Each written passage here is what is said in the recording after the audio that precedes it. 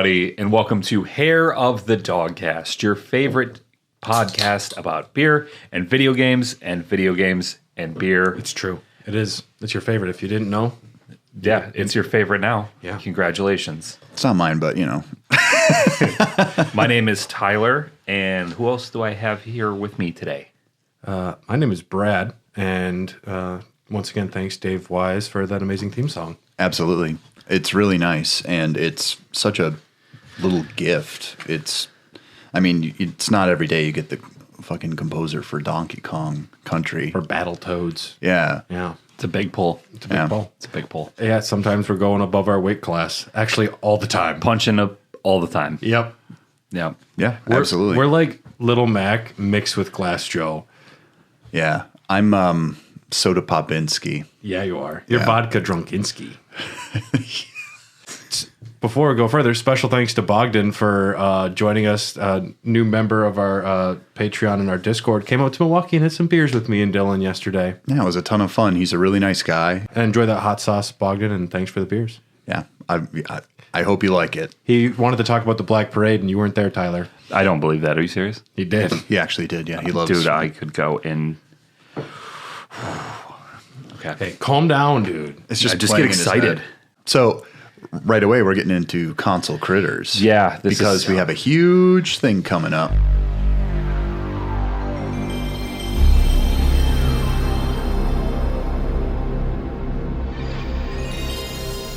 Your boy Spartacus is here. PlayStation. We got the PlayStation Pro coming out like right around the corner. Probably, but I think it's like 3 days now, right? Something like that.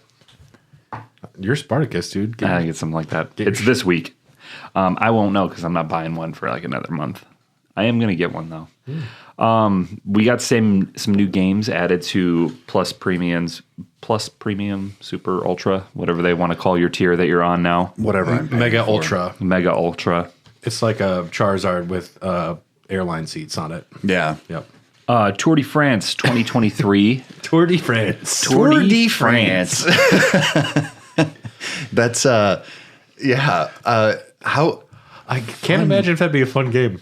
I don't really know. Is it like you like balance stamina? If this is kind of like a Death Stranding, but with bicycles, If it's about maintaining balance and like speed and drafting. I kind of like that. I could see it being. And then there's like emergency chafing paste you have to like do while riding a bike, and it's like reloading in Gears of War.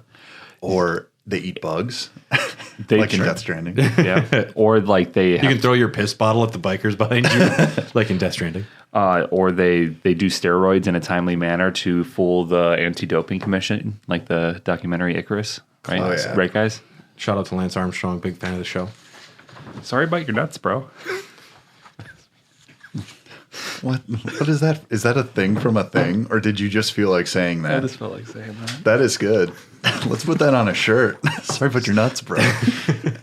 Overpass 2, firefighting simulator, The Squad, which you know I'm going to get. You're gonna download that and check it out. If it has simulator, I'm going to give it a shot. Really? I like those simulator Okay. games. Wow. They make so many of them. Ghostbusters Spirited Unleashed, a game that I won't play even if it is free. Return to Monkey Island. Tom will play it. I hear it's good. I bet he already has. Yeah. Gris. Gris. It's pronounced Gree. Gris. No, Gree. No S. But not John Travolta. He says grease in it. No, he doesn't. Grease lightning. Oh, yeah. This is, And there's that sexual assault song. oh, yeah. Oh, Did she oh, put well. up a fight? Yeah, kind of creepy. It didn't age well. Yeah, neither did the 40-year-old people playing high schoolers in the movie. They all look mad old. You can't tell me they're high schoolers in that movie. No, that's every CW show. And Jenna Ortega will be 16 for the next 20 years. That's true. because she looks 16. Yep. Dark Pictures Devil in Me, great game. I think it's a little weird that you're putting that out after Halloween, but I guess it is still kind of. It was added in October. Oh, that's true. But fun game nonetheless. 2 Point Campus, Dead Island 2, which I had a shit ton of fun with. That's really fun. 2 Point Campus is supposed to be pretty fun. It's like a isometric like university simulator. Oh, sweet. They have a 2 Point hospital one, and it can get pretty wild.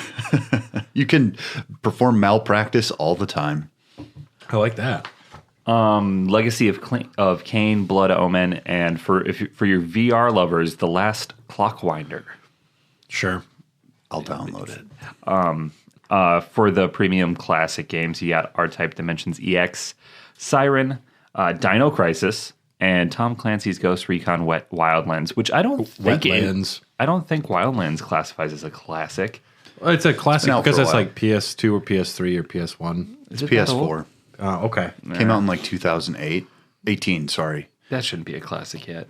Well, I mean, with the way things are going, man. Yesterday, the other day, went out for food with a coworker and his girlfriend, and they're younger. They're like 21, and she was wearing a Halloween shirt. And I was like, "Oh, so you like do you like scary movies?" And she says, "Yeah, like I love all the classics, like Insidious." I'm like, "Damn, Dude, Marcus, you're young and I'm old." Like, Marcus said the same exact sentence to me Insidious this week. is not a classic. It's a fine horror movie, whatever.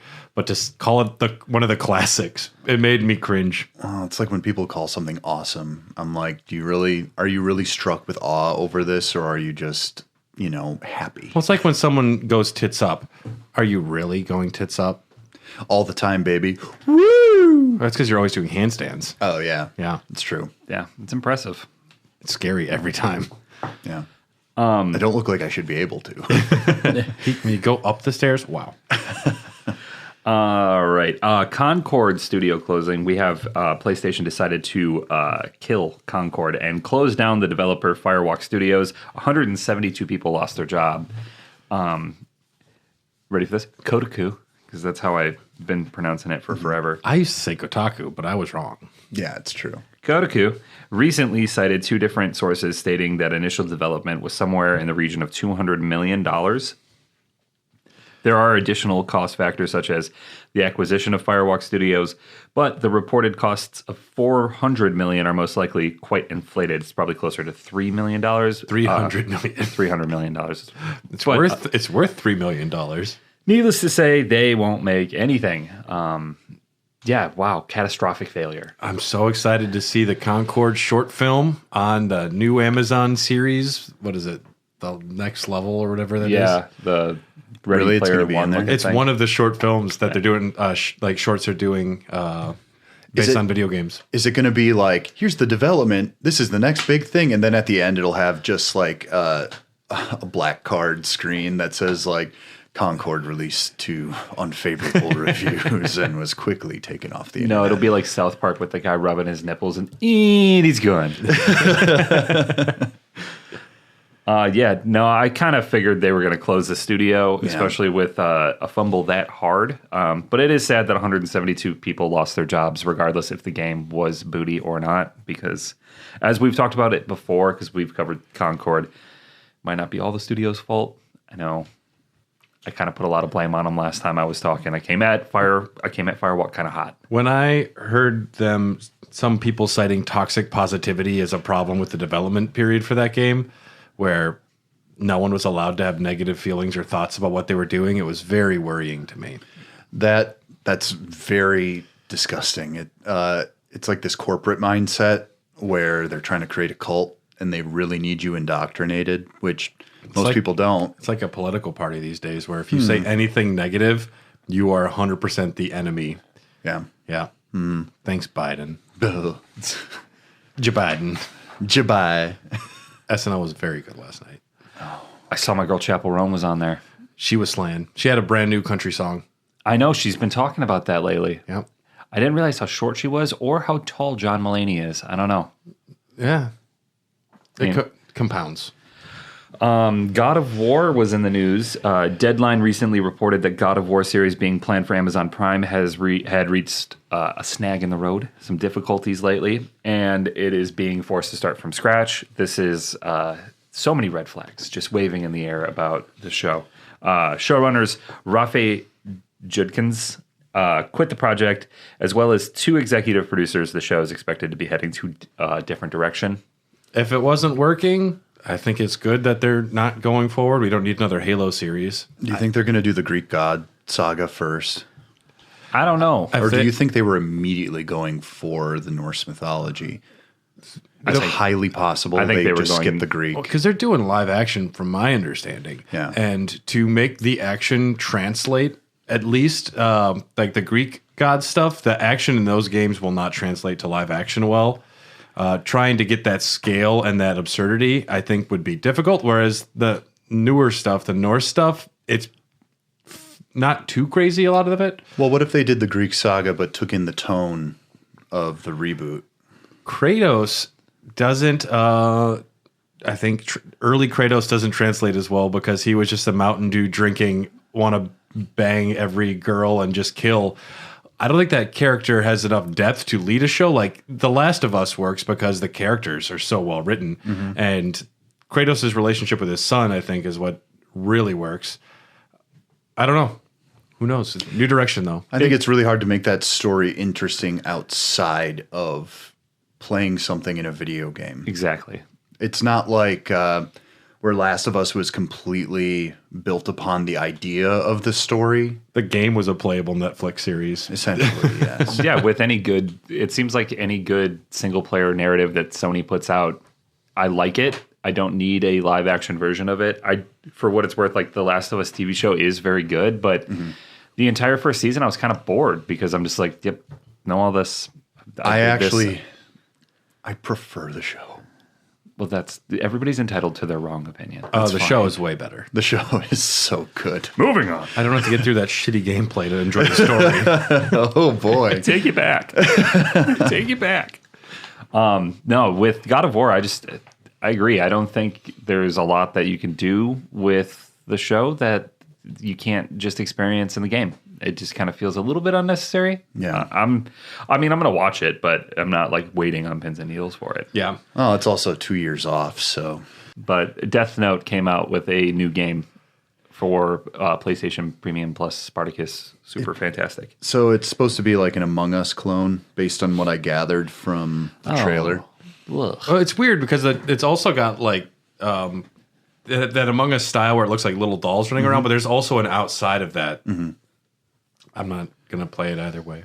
I love that manga. I think it's a brilliant piece of like early 2000s writing and art, but I don't see this. This might be the only way to make a video game out of it, which is fine, but you're not going to intrigue me, someone who really loves playing video games alone. Yeah. I don't want to deal with other people. Are you fucking kidding me? No, this game means nothing to me. No, It exactly. was kind of cool though that they just released a trailer and then the game dropped a couple days later. I appreciate that. That's fine. Yeah. Sony is offering refurbished PlayStation 5 consoles and controllers on its official website. It says that you will get a product that works like new with genuine PlayStation parts replaced as needed. Good. Not Mad Cats. Yeah. It's the refurbished consoles have been refurbished, cleaned, inspected. They're good to go. And they come with a 12-month warranty. Some might have minor cosmetic flaws, imperfections. Like dirt and gunk stuck in the little linings. Some of them come with ants already in them. Oh, wow. Super awesome. Whoa. But it's $400, and which is cool for ballers on a budget. I know some people that have wanted a PlayStation for a minute, but they can't justify the price tag because they don't play as often. But 400 is just... It's not a What's big an enough extra difference. 100 in comparison to... I guess maybe it's because I have a decent 200. job now, but like... Isn't it 200? What? Aren't PlayStation 5 $600? For the disc drive one. Oh. So it is still a big discount, but it's like, I don't know. I'd rather full just get a new third. one. I Although my new one didn't work when I got it, so who fucking knows? Plus, sitting next to the I'd Pro, probably have one that's actually been tested. the Pro is $700. So sitting next to the Pro, the price difference looks a little better. I know some people that would be intrigued in this because they aren't super big gamers, and like I said, they just can't justify the price tag for playing Madden or There needs Black to Ops. the fucking Pro. There needs to be a way to verify my physical games that I could re-download them without having to buy them again. I've seen a the Pro- fact that I have all of these discs sitting there, and if I don't buy a disc drive, I wouldn't be able to play games I bought for your PlayStation 5 on how my much is the PlayStation separate 5. drive? It's like $80. $80. That's then you're out $780. $780. That's insane. With taxes over 800. I'd rather buy You a guys new aren't PC. even counting the stand that is sold separately. So you're already over 800 before taxes and gratuity. They threw gratuity on there. No, they didn't. It's autograt. Yeah. Oh, sweet. 15%. Yep. So I did see a photo of a PlayStation Pro with a disc built-in drive. disc drive. I saw it too. Yeah.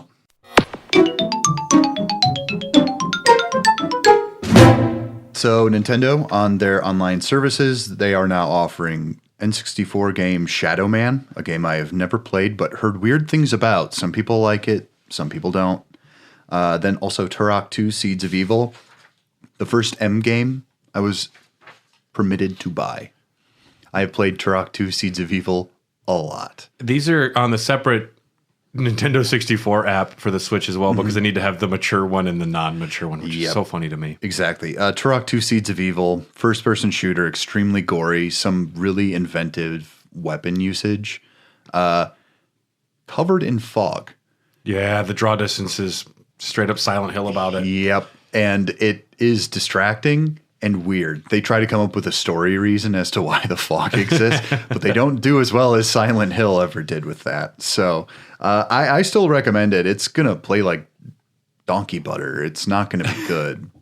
Donkey butter. That's a new one. Yeah. And then Banjo-Tooie, a flawed but fun sequel to Banjo-Kazooie.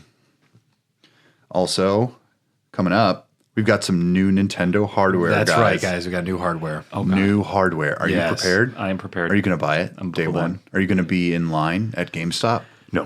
Are you sure? It's already sold out. Well, listen to this. Alarmo. What the fuck? Alarmo is an alarm clock, and it retails for $100.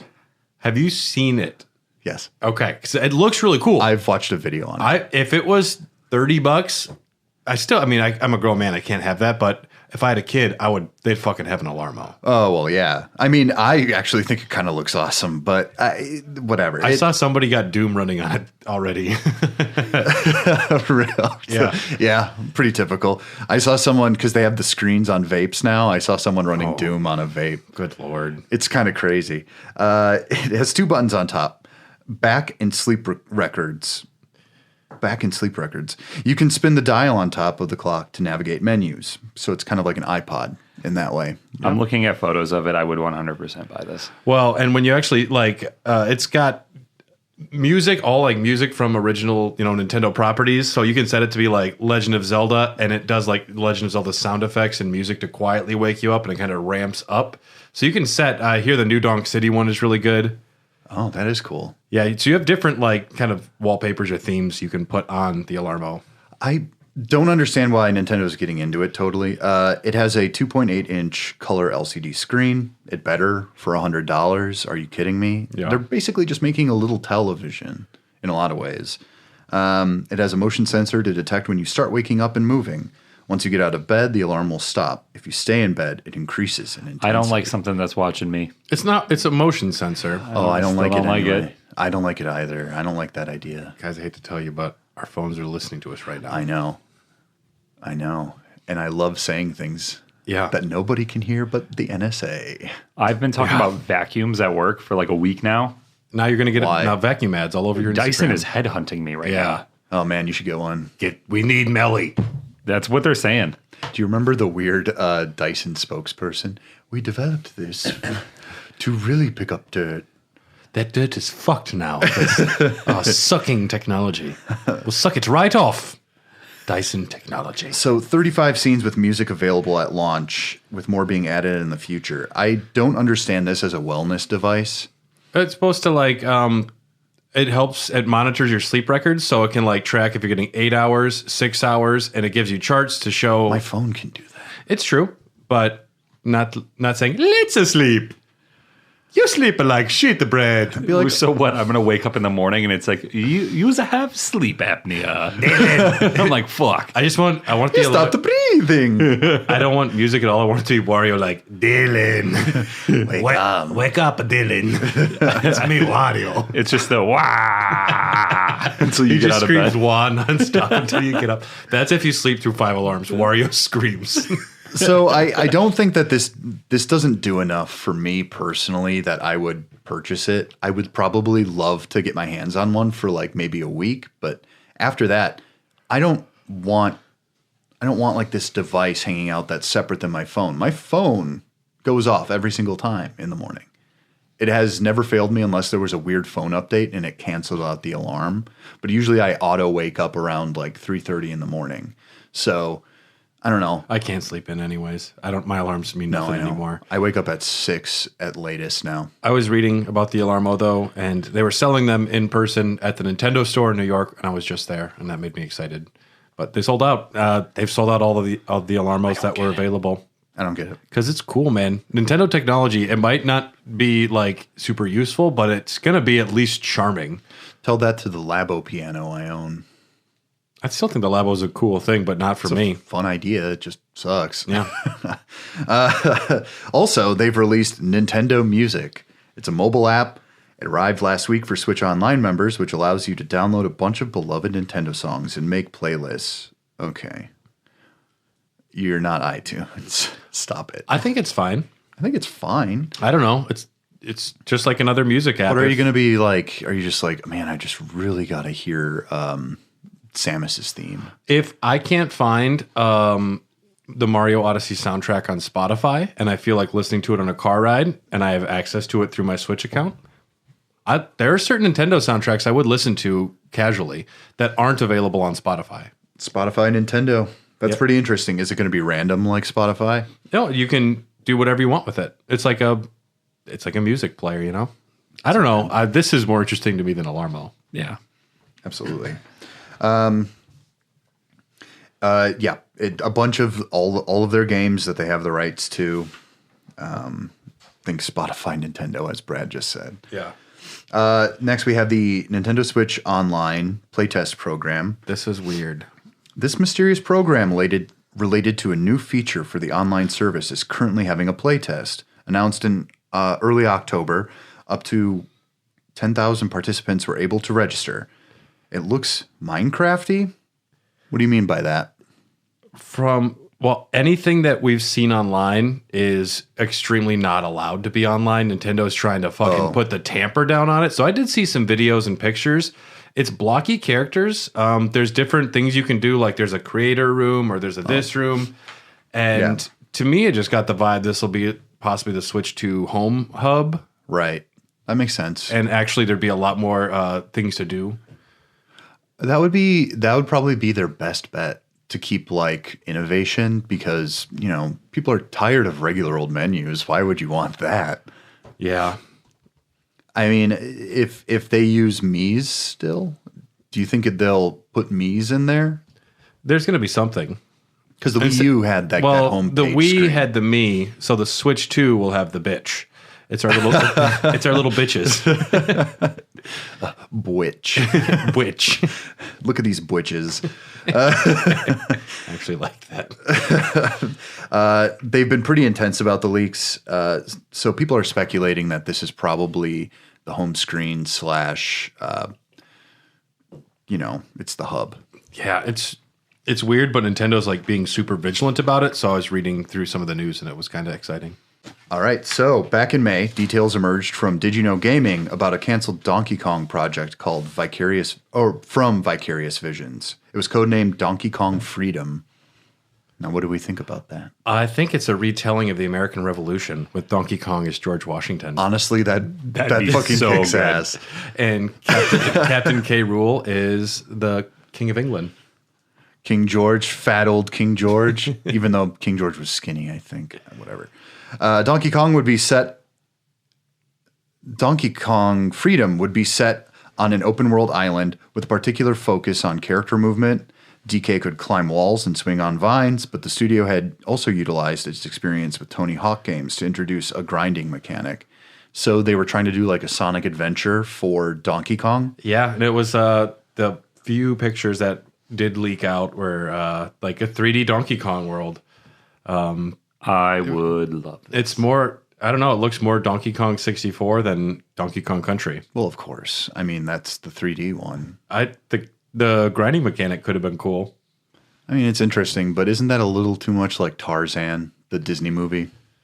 Well, sure. And he could even do the yell. It's true. Yeah. Nintendo was worried about Donkey Kong's feet. So it was devised he would wear makeshift banana peels on his feet. That's dumb. I like it. But like That's some Nintendo shit, man. Like, what about his feet? well, the assumption would be that his feet are hyper calloused because he's a big ape man. I don't know. I could just see him slipping like, and sliding everywhere. We know how banana peel physics work in real life. well, but in video games.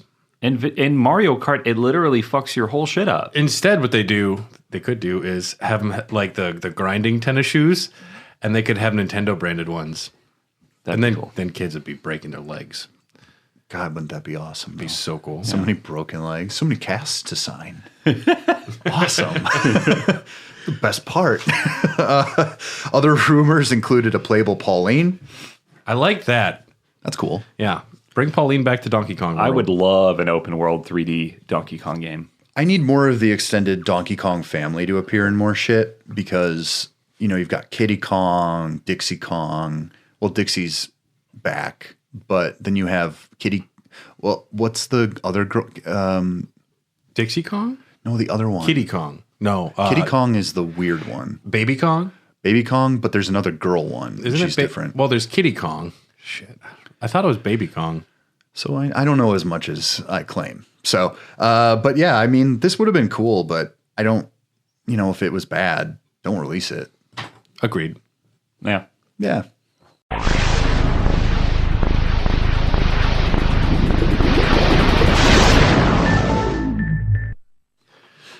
It's your boy here, Chad Xbox, and I'm here to talk about the most superior game system known to man, the Xbox Series X. Added in October, it's not a big deal, Call of Duty, Black Ops 6, you ever heard of it? Nice. I'm tempted to get it because it's on Game Pass, but the neckbeards have already mastered Omni movement, so I'm going to look like a blind kindergartner running around out there. What is Omni Movement? So you are now able to like shift your body, especially in the air. So you can do like what's that really popular Japanese director, John Woo, like the John Woo movies. You know where they're always Or Ang Lee. Yeah, where they're always jumping, like Max Crouching Payne. Tiger. Okay, yeah, Doing that shit. Yeah. Oh, that's Like, John Woo, yeah. Yeah, like in Face Off. Yeah, it also allows you to sprint diagonally rather than on like a forward, backward, left, right system that they were. It's just a smoother movement, but it does allow you to have more body control when you're sliding and jumping and sprinting. Well, It changes the mechanic quite a bit. yeah, that's not how people run. It does look more natural and when you see someone running in the game, but I've seen some crazy shit. Like you remember when like 360 no scoping was like coming out and people were posting clips of that all the time and you're like, how do they even do that? Yeah. There's some crazy shit with people jumping way up and out of the way of bullets and still getting headshots, but when they released the game in alpha or beta or whatever the fuck it was, early access, the neckbeards already got this shit mastered. So I think it just adds a little bit more of a learning curve for people like me who only play like every 4 Call of Duty games. While we're talking about Black Ops 6, the new Call of Duty game has set day one and opening weekend records for the series. Microsoft CEO Satya Nadella also mentioned how last week's launch was the biggest Call of Duty release ever, not only setting a record for day one players, but also for Game Pass subscribers added on launch day. Black Ops Call of Duty is always going to be a big seller, a big mover, and that's why Sony was super mad that Microsoft purchased it. Well, it's also pretty interesting because We can't beat you with our games, we'll kill you with our wallets. honestly, and the truth is I heard a lot of guys talking about it at work. Which too. Oftentimes I don't get a lot of like video game stuff out of these people, and I don't really bring it up just because you know, you end up being known as that guy because I don't give a lot of personal details out to these people. I made And that if somebody they're all talking about Call of Duty, I'm like, I fucking love games, and I have to say I've been playing Final Fantasy 12. I'll lose cred. Well, maybe. I would say like, You're oh, like, shit. have you ever heard of Metaphor Refantasio? I did say that actually to one guy. He's like, what the hell's that? I'm like, I don't know. It's like you're like a prince and you're trying to save the world. He's like, oh, that sounds fun. Like, Well, most better of the get back to people are nice. work. Well, See, I know Black Ops and Call of Duty is always kind of an earth shaker when it comes out. A lot of people are going to talk about it, but I feel like all of Call of Duty games have this rush of excitement when the game comes out, and a lot of casuals abandon it very quickly because the game is there is more and more of a separation between people who are very good at the game and people who want to be good but don't want to grind. I don't understand why Call of Duty hasn't just started the Fortnite version of Call of Duty, where it's like season passes. Oh, they've been doing that for a while. Well, I know, but like not make like separate games. They just maybe they have Make one game that they release multiple multiplayer iterations on for the next 2 years. right, and then they release the campaigns as something you can purchase, and then like skins and all that shit. It's the same reason Madden won't do that or NBA 2K, and it's because people will buy a $70 game every single year. I mean, if you can do it, that's fine. But every time I hear Call of Duty, my mind kind of goes blank and a little foggy, as if like. And then I just think about Battlefield 1 and how much. Which is so good. Which is so good. And I loved the multiplayer in that. But Battlefield doesn't release a game every year. They wait like 2 or 3. And then sometimes you get bummers, but sometimes you get some real golden gems. Also added in October, Call of Duty Warzone, Inscription, Mad Streets, Sifu, South Park The Fractured Butthole, Mech Warrior 5, Clans, Donut County, and Ashen. I would recommend Donut County. What is that about? It's about this girl and her raccoon friend trying to save their village because there's giant holes opening up in the ground. And so when you swallow things up in the world, the hole gets bigger. So what you're doing is you're going around and you're swallowing houses and stuff. It's like, think like Katamari Damacy, but you're sucking things into this hole. So if things can't fit, you can't suck it down. So you have to go around the map and you have to like pull smaller certain things. objects. Yeah, or increasingly large ones. It's very short. I would say this is like a 3-hour game at most. And it's on Dylan's list. Coming in November, Microsoft Flight Simulator is coming. See, that's the one simulator I'm not playing because I feel like I got to have the whole rig. It's almost too much of a simulator. It is too much. Yeah. For a controller, I tried. Stalker 2, Heart of Chernobyl, StarCraft Remastered, StarCraft 2, Campaign Edition, 9 Souls, and December, we're still getting Indiana Jones in the Great Circle, and there have been a lot of articles doing a lot of hands-on like previews, reviews, people that have played a lot of the game, and people are saying very good things. People are speaking very, very highly of it, which I was a little surprised because the gameplay didn't look exciting to me in the trailer, but the more I'm reading, the more excited I am to play this. Well, maybe this is one of those games where it's just like, maybe people were itching for this. I mean, the playbook... Like just an adventure game? Like, there hasn't been an Uncharted game in a while. I was going to say, the playbook for a good Uncharted game, or for a good Indiana Jones game, is there. If you took what Uncharted did and Indiana Jones it, you got to slam dunk. You mean the thing that Uncharted did to Indiana Jones? Yeah. Yeah, vice versa. But taking it back? Yeah. Yeah, sure. No, I think the game actually looks pretty good. I agree with you that what they were showing in trailers might not have been the most exciting thing in the world. But if they have like good exploration, if they make it feel like the new Wolfenstein games just a little bit, I'm in.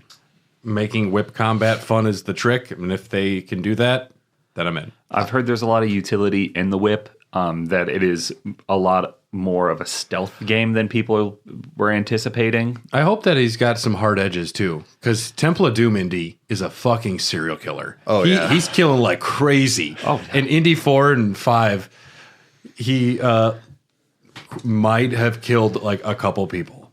Get those kill numbers up, dude. Indiana Jones does not care. He wants to save artifacts, not your life. Yeah, as Nathan Drake, I killed thousands upon thousands. Oh, yeah. I've killed so many people. He is Zack Snyder's Batman and not Christian Bale, you know? I killed a bunch of Russians in Shangri-La. Yeah. In Uncharted 2. Yeah. Their bodies are still there. That'd be a fun episode. Biggest serial killer protagonists in video games. Who's got the highest death counts? Yeah, that's a good one. Well, it's also funny because Indiana Jones is like based on nostalgia for old serials from like the 40s and 50s. Flash Gordon. Exactly, yeah. So people get killed. They're basically soap operas. So I don't know. The dissonance doesn't really affect me with Indiana Jones because I feel like the tone really fits for it. I'm very excited for that game. New Xbox variants are available now. 3 brand new models of the Xbox are available with the 1 terabyte all digital Xbox Series X Robot White. My eyes are already rolling in the back of my head just reading them all out. Yeah. The 2 terabyte special edition Xbox Series X Galaxy Black. And the new Xbox Series S model is the 1 terabyte all digital Xbox Series S Robot White color. I want to die. What is that? I don't even wanna be honest. know. I blacked out there for a second. I don't even know what we're doing here anymore. Were we talking about video games still? Well, giving the colors like those very specific. It sounds like car colors. Like when they develop a new paint color, it's just like this one's stormy red. Is this black? It's Galaxy Black, you fucking moron. Now you don't get one. Now you don't get one. Here's an Xbox One S. We don't even know what that is anymore. Xbox Series 1X1 X. Good luck. Now that they're probably going to get out of the console game, I kind of say good riddance to that horseshit because it's like, okay, at least it's the PS5 Pro. I get that. The 360 was a good name, but that was their last good name. Yeah, it's been a minute. They need to take it back to the drawing board. Yeah. Series X, what was that supposed to imply? It's like, this is more Xbox. They So wanted to bad. make it as hard as humanly possible for parents to figure out what to buy their kids on Christmas. What they should have done they didn't want to be one behind the PlayStation, so they didn't want to have the PlayStation 4 and the Xbox 3. So what they could have done is just jumped 2 generations, and they could have had this be the Xbox 6. Just skip 2. Fuck it. Yeah, Microsoft has proven that they don't give a fuck about naming. Yeah. It has been a long-standing I history. don't know what kind of focus tests they go through with that shit. Halo is always one of the only things we talk about on Xbox. A new video was released called A New Dawn for the Halo series. I think I saw that. And essentially, it was them in a very hopeful way saying, we know the last Halo games that we've made since we acquired the franchise, they are not good. There's been Infinite was fine. Infinite was fine. I like the gameplay, but essentially they were framing it as a new dawn, but really all I could see was, we're sorry those games sucked. We're changing what we're about. And they're renaming 343 Studios to Halo Studios. It's still the same studio. It's fine. Yep. It's fine, man. It's good. Yep. This is a good thing. I mean, you can put a name tag on a turd. It's still a turd. What if they make a different game? And then it's like from the Halo studios, here's... That just sounds kind of generic Well, on that's its even. own. Well, I don't trust that because they don't make good Halo games. So why would I want to play another game from the bad Halo that's what I'm studio? saying. Yeah. But they said that this is the big thing. It's moving to Unreal Engine 5. They were on the Slipspace engine, which was proprietary. It was their own in-house engine, which caused a lot of extra work because you need people maintaining that. So they're switching to Unreal 5. So that should give them a lot of more utility, and they'll be able to do some new things with that. So that could help. And yes, on a 343 Studios live stream last month as well, it was announced Halo Infinite is receiving a third-person mode, which No. I guess they're probably trying to reach those Fortnite or whatever, those kids that are used to third-person multiplayer games. My wife can't really do first person. Yeah. Third person might be an inroad for some people, but what are they going to do? The over-the-shoulder Leon Kennedy in Resident Evil thing? I think so.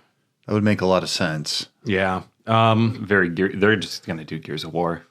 And rumor has it that it's not going to be for single-player campaign. It's only for the multiplayer is your option. Even worse.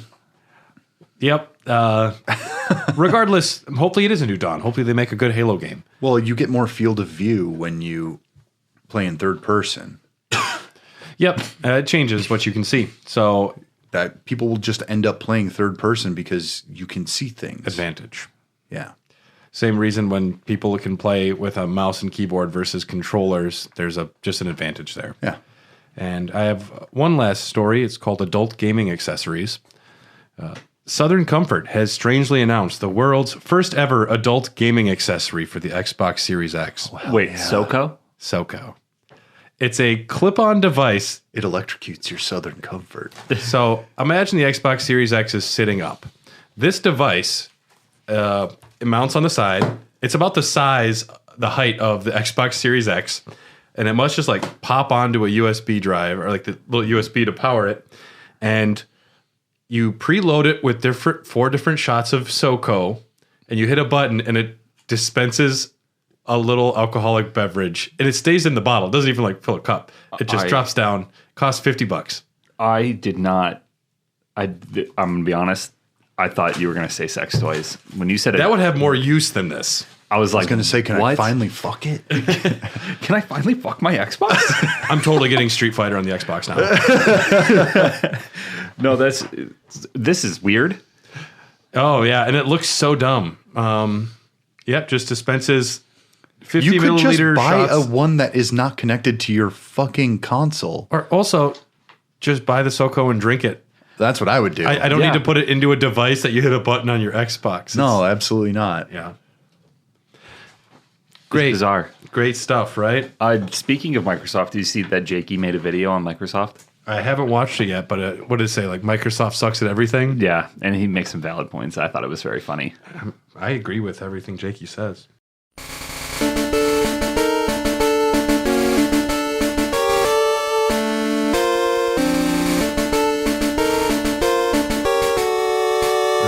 All right, well, let's get into the main story. The Pokemon leaks. Reported on October 13th, the Pokemon developer Game Freak has been hacked, resulting in 1 terabytes of data being stolen. That's a lot of fucking data. It's huge, especially if it's mostly images and text. Text? Man, that's so much Yeah. text. It's speculated an employee responded to a phishing scam. That's great. The Prince of Algeria got them? What? Finally, it worked. This is USPS. There's a package lost in the mail. We need some information to verify the package can be sent. Oh, yeah, there was a time where I actually thought it was my package on the way, and I was like, this doesn't make sense. And then I backed out immediately. Yep. My Android shows like the full number Yeah. that it sends from. And I don't think my iPhone did that, or they're just getting bad at these. But I got one yesterday that said like, we noticed some unusual activity on your Amazon. And I was like, no, you didn't. No. You got that locked down tight. Yeah, I was like, no, I got alerts. The data includes various internal documents, source code to games, and other materials. Playable dev build of Pokemon Legends ZA is alleged to be included, but the leaker says they won't share that. Smart. Unless you want to get sued into oblivion. Code names for future hardware, including the Switch 2's code name Ounce, is what they were going with. Ounce? Yes. It must be a reference to how much it weighs or something. No, it's because Xbox is getting in the alcohol game. Nintendo's like, we're going to be sending packages of Zaza with. Dude. Except they dispense apple juice. Your Switch will roll you a joint. Hey, Yes. kid, you want a shot of apple juice? Work in progress sprites from Generation 3, 4, and 5, concept art for the 1997 Pokemon anime, detailed background lore of the Pokemon universe, meeting minutes for a discussion on Ash Ketchum's final story. We looked at that a little bit, Dylan. Early development pitches for Detective Pikachu 2 and a mystery project titled Game Boy. And, yep. So we're going to talk about some of the things now. If you're not interested in a 15-minute discussion of Pokemon, just skip forward. But No, stay. this is no, you should stay. Join us. First thing we're going to talk about is Pokemon Gaia KNN. KNN. Generation 10 game. Yep. Well, we've learned that it is island themed, possible multiple islands. Very cool. Progression by visiting these islands, and they all have distinct environments with Pokemon adapted to them. Legendary Pokemon's power shapes or influences the island, and it's believed it's based on Italy. Hey. Now, I always start to wonder, what would the theme of it be? Do you think it's going to be kind of like Greek god type of thing, like Roman god? K and see that. N, it's believed that they are Kaze and Nami, which is Japanese for wind and wave. Yeah, wind and wave. Ooh, that's cool. So like it that. could be like sailing, could have like a lot of like customizing ships, which is, I know, That's right up my fucking alley. you're shaking your shoulders at me right now, Dylan. Yeah, I'm showing you my tits up. He's going tits up here, folks. Pokemon Rodeo and Pokemon Synapse. Yeah. Rodeo was a planned Pokemon game set in the new Rodeo region. It's Alabama. They have their own electric power grid. That's awesome. It just takes this. Features rideable Pokemon and co-op gameplay for up to 4 players. It sounds like a Monster Hunter clone. These Pokemon would have the Berserk status, and you'd have to calm them. Yeah. Battle-focused multiplayer game, and would resemble... I put Platoon, but I meant Splatoon. That's 2 different things. Very different. Yeah. So Rodeo was believed to be canceled and reworked into Pokemon Synapse, but that's something they're working on now, like a multiplayer ride Pokemon thing. A scrapped idea for Gen 6, some scrapped ideas. This is, you might like this. Yeah. If you release a Pokemon in the wild, there's a chance you'll find it later evolved. Oh, that's fun. So you release your Charizard and it comes back as a Charmeleon. It's like, what the fuck? Yeah, that's a bad choice though too, because when you're doing, maybe for like casual players, but if you're like trying to build your EVs properly, your effort values, if you did not know, not the Pokemon itself, you want to really be paying attention to what you're fighting, because those EVs will affect how their stats go further on. Leveling unevolved Pokemon would give them boosted stats and extra STAB. Stab. Yep. Oh, what? Yep. If you kept leveling past their evolution and you kept it as, a Nidoran instead of a Nidorino, it would get boosted stats and like benefits for not evolving as well. That's interesting. That makes sense though, because if you are a 14-year-old kindergartner, you are going to do much better in gym class. You're going to be probably smarter than the rest of the children. It makes sense. If you stay in freshman year and then you keep getting bigger and older, you'll play better. Then you can kick all their fucking asses. Yeah, because you were a freshman for a few years. Like 3 or 4, yeah. Dude. Yep, state champs. It really helped that I didn't hit puberty until almost 18. Yeah. Turns out you don't even know how to count. Flew under the radar. Well, everybody's seen my reading comprehension. It's not a surprise. Well, mine's not great either. Also, a create your own gym feature where you'd be able to create and share online custom gyms, and people could come to your gym and challenge that's actually them. I like that. Brilliant idea. Very cool. And then you could if you could rank them, or there's more difficult gyms to beat. I love that. Oh, that's awesome. Like, you could design the badge they get for beating your gym. What if you could make a gambit system, more likely to use this if this with this Pokemon? That would be awesome. Gambit should be in every video game. I agree.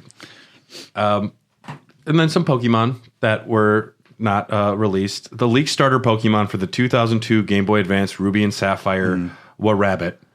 I put a little picture at the bottom. It's a cute little rabbit in an inner tube. I think the tube is built into his body, but it could just be an accessory like Cubone's bones.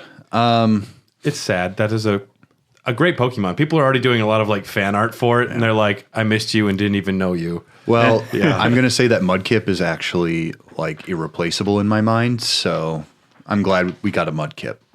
That is adorable. Yeah, I love that one. That's my favorite Pokemon now. That and Missing No. Baby Vulpix, considered in Gen 1 and Gen 2 under the name Mekon, considered and discarded once again in Gen 4. We don't want your baby Vulpix. Get out of here. The baby Pokemon are so stupid. I think he's cute. I think it's cute. He's got good hair. It's fine. I'm just going to be waiting for him to grow up into a Vulpix, though. Yeah. In sexy Pokemon news, Mega Jinx. Oh, damn. Gen 6 was to have a Mega evolution of Jinx. Oh. But due to negative overseas receptions of Jinx regarding specific individuals that cannot be mentioned, concerns and potential backlash led to deletion. What, blackface? Well, yeah. Yeah. Well, we can mention it. This is our new Pokemon, Mega Racist. She was supposed to look like a voodoo queen. So you can infer the race based on that. In new Pokemon, the Washington Blackfaces. Come on. It's just okay. I think that they about 3/4 of the way through this, they just all of a sudden they just stopped and guys, this is a bad idea. This is a bad idea. Yeah. I'm glad that somebody realized, all right, well, Jinx has had negative PR. Let's just move away a little bit. Yeah. Well, as you know, they actually made her skin purple in the second gen because of the backlash, and still purple kind of has a darker hue, and Detective Pikachu 2. The story begins with Harry back in Pikachu's body. This is about the movie. Investigating a bank robbery. The investigation leads to a wealthy family's estate hosting a Pokemon contest. Other crimes occur, including Pokemon theft and a professor's murder. Ooh. Pikachu teams up with a mysterious woman, femme fatale, to solve the cases. And the idea of So his son's not even in it? I don't know. I didn't mention the son, but His son's a murderer. the idea of de-evolving Pokemon as a plot device would have been integral to the plot. Well, it's still being made.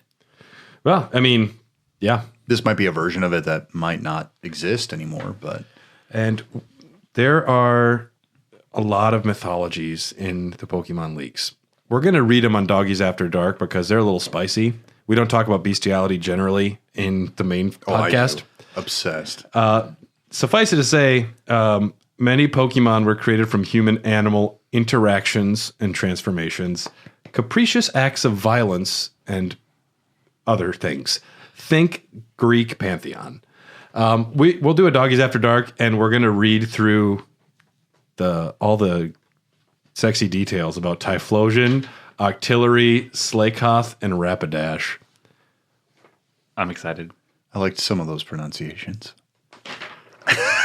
Octillery? Slack off. Slakoth. Like slack off. Oh, okay. Yeah.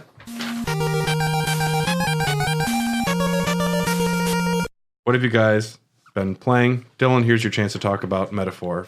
I talked about it for a while on the last, well, it was a Raw Dogs.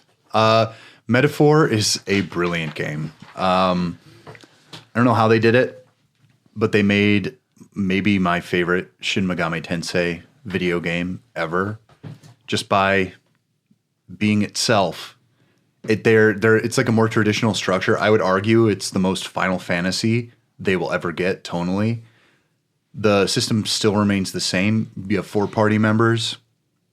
At any given time, you can swap them out. You can pull people in. It's not as rough as like Persona 5, let's say. It's a little more forgiving, but in a really good way because some of those optional bosses later on are really intense and hard to get around. Good. I like difficult RPG bosses. There's not enough of them. I would say it's not perfect. There's a popularity ranking because this ends up being about an election, essentially, where the king dies. Hulkenberg, she can get it. She's one of your party members. Oh, look okay. Look up Hulkenberg. Okay. She's hot as shit. Okay. But so in playing this game, I just got so deeply ingrained and obsessed. The way that you build on archetypes Doesn't do anything for me. Oh, she's smoking hot, man. She's like an Amazon. I don't know. It kind of does something for me. Yeah, I like her. Some Bayview bangs. And so what's cool about this game in particular is that it is such a traditional RPG in its function, but in its form, it's like a Shin Megami Tensei game. So I found it really like satisfying and extremely familiar on both ends of the spectrum. I would say that this story is a little better than Persona 5 because there's more shit going on besides high schoolers' daily lives, where this has a little higher stakes. What was the end of Persona 5 about? Killing God? Penis Chariot. Penis Chariot.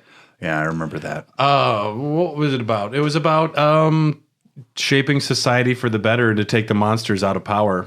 Right. And mine's about a cool election where the king dies and the main character has to pretend to be the prince so he can essentially stop these bad people from getting into power, including like the church, like Catholicism, and just a guy who wants to be a fascist. So it's really good. Yeah. And a lot of cool twists and turns. Every person I've heard mention this game is super high on it. Yeah. It's worth the praise. I looked at it today. Yeah. But I haven't made... I will play it eventually, but I haven't started yet. There's too many other games I want to play first. I've also touched Dragon Age, the Veilguard. Oh, Yeah. I am about, by my estimations, already about maybe a third of the way through.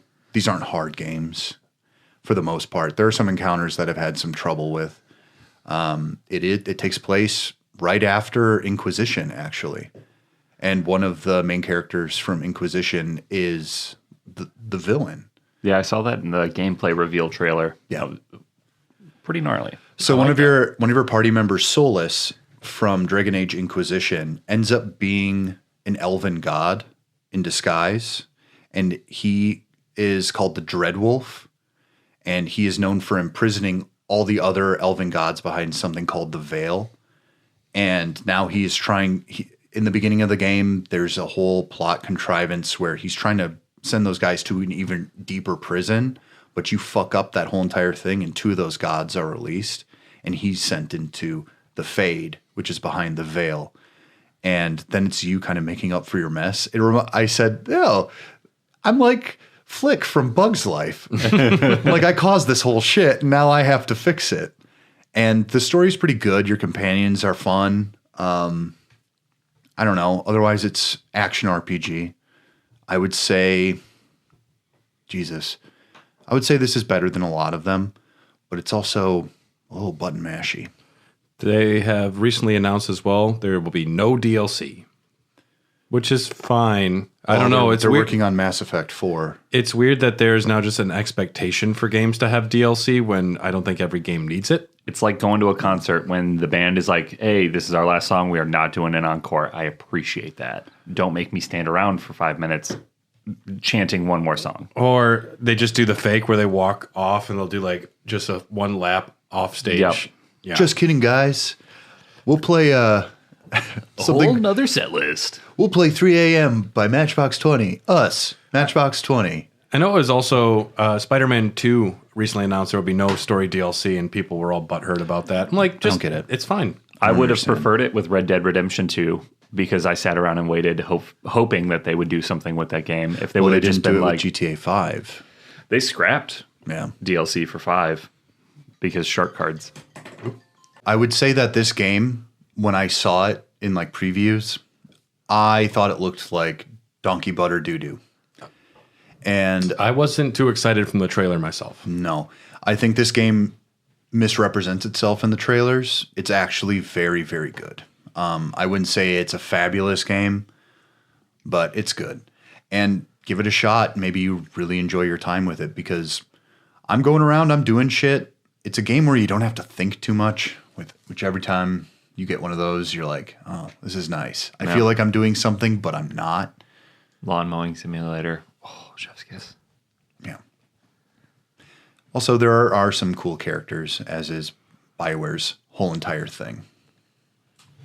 Myself, I finished Final Fantasy 12, and definitely my favorite Final Fantasy game. We'll talk about Final Fantasies in a little bit, but that was fantastic. And as is customary, I have been playing some Balatro on my phone. I almost unlocked every Joker one more time. I'm actually missing one Joker right now. It's a legendary. This is a problem for you. No, this is specifically if I have a long drive between jobs and I'm sitting in the passenger seat. So I have I'll have a 40-minute drive. I'll dick around on Balatro. It makes sense, though. It's not like I'm actually sitting on my phone when there's anything to do. Right. It's strictly a time waster when Reddit is boring. Balatro's good. There's a new update for Balatro on the consoles as well, where you can get, I forget, they have 4 more variations on your decks. Whatever. But I did start playing. How is this not your game of the year? Because it's a good game, but I don't think it's got as much depth as Hellblade 2. Hellblade 2 has a lot more going for it than just an addictive card game. Hellblade 2, I never would have pictured. I've been playing Nico DeRico, and I've been loving that so far. I expected the music to be great because the wonderful David Wise composed it. But if you are a fan of Donkey Kong Country games, you'll feel right at home here. The world is fun, it's vibrant, and the gameplay is responsive, and it's a good platformer. So that's what you want for that. Yeah.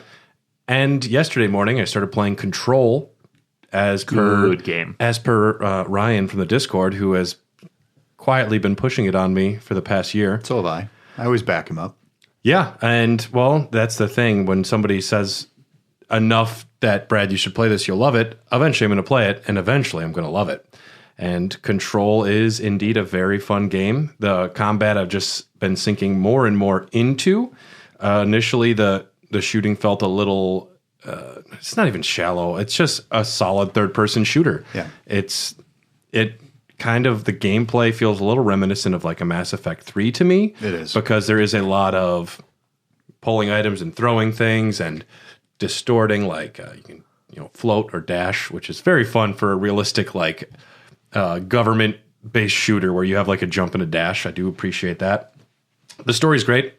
I have not gotten tired of picking up documents and reading documents. And The documents are good. That's a sign of a good game. that's a tough thing to do. Yeah. Where I will actually stop what I am doing and Read. and also like watch when they have their little like video things or presentations. The puppet show with the two little kids. I miss my parents, and they look right at the camera and they stop, and I was like, "Holy shit, this is dark as hell."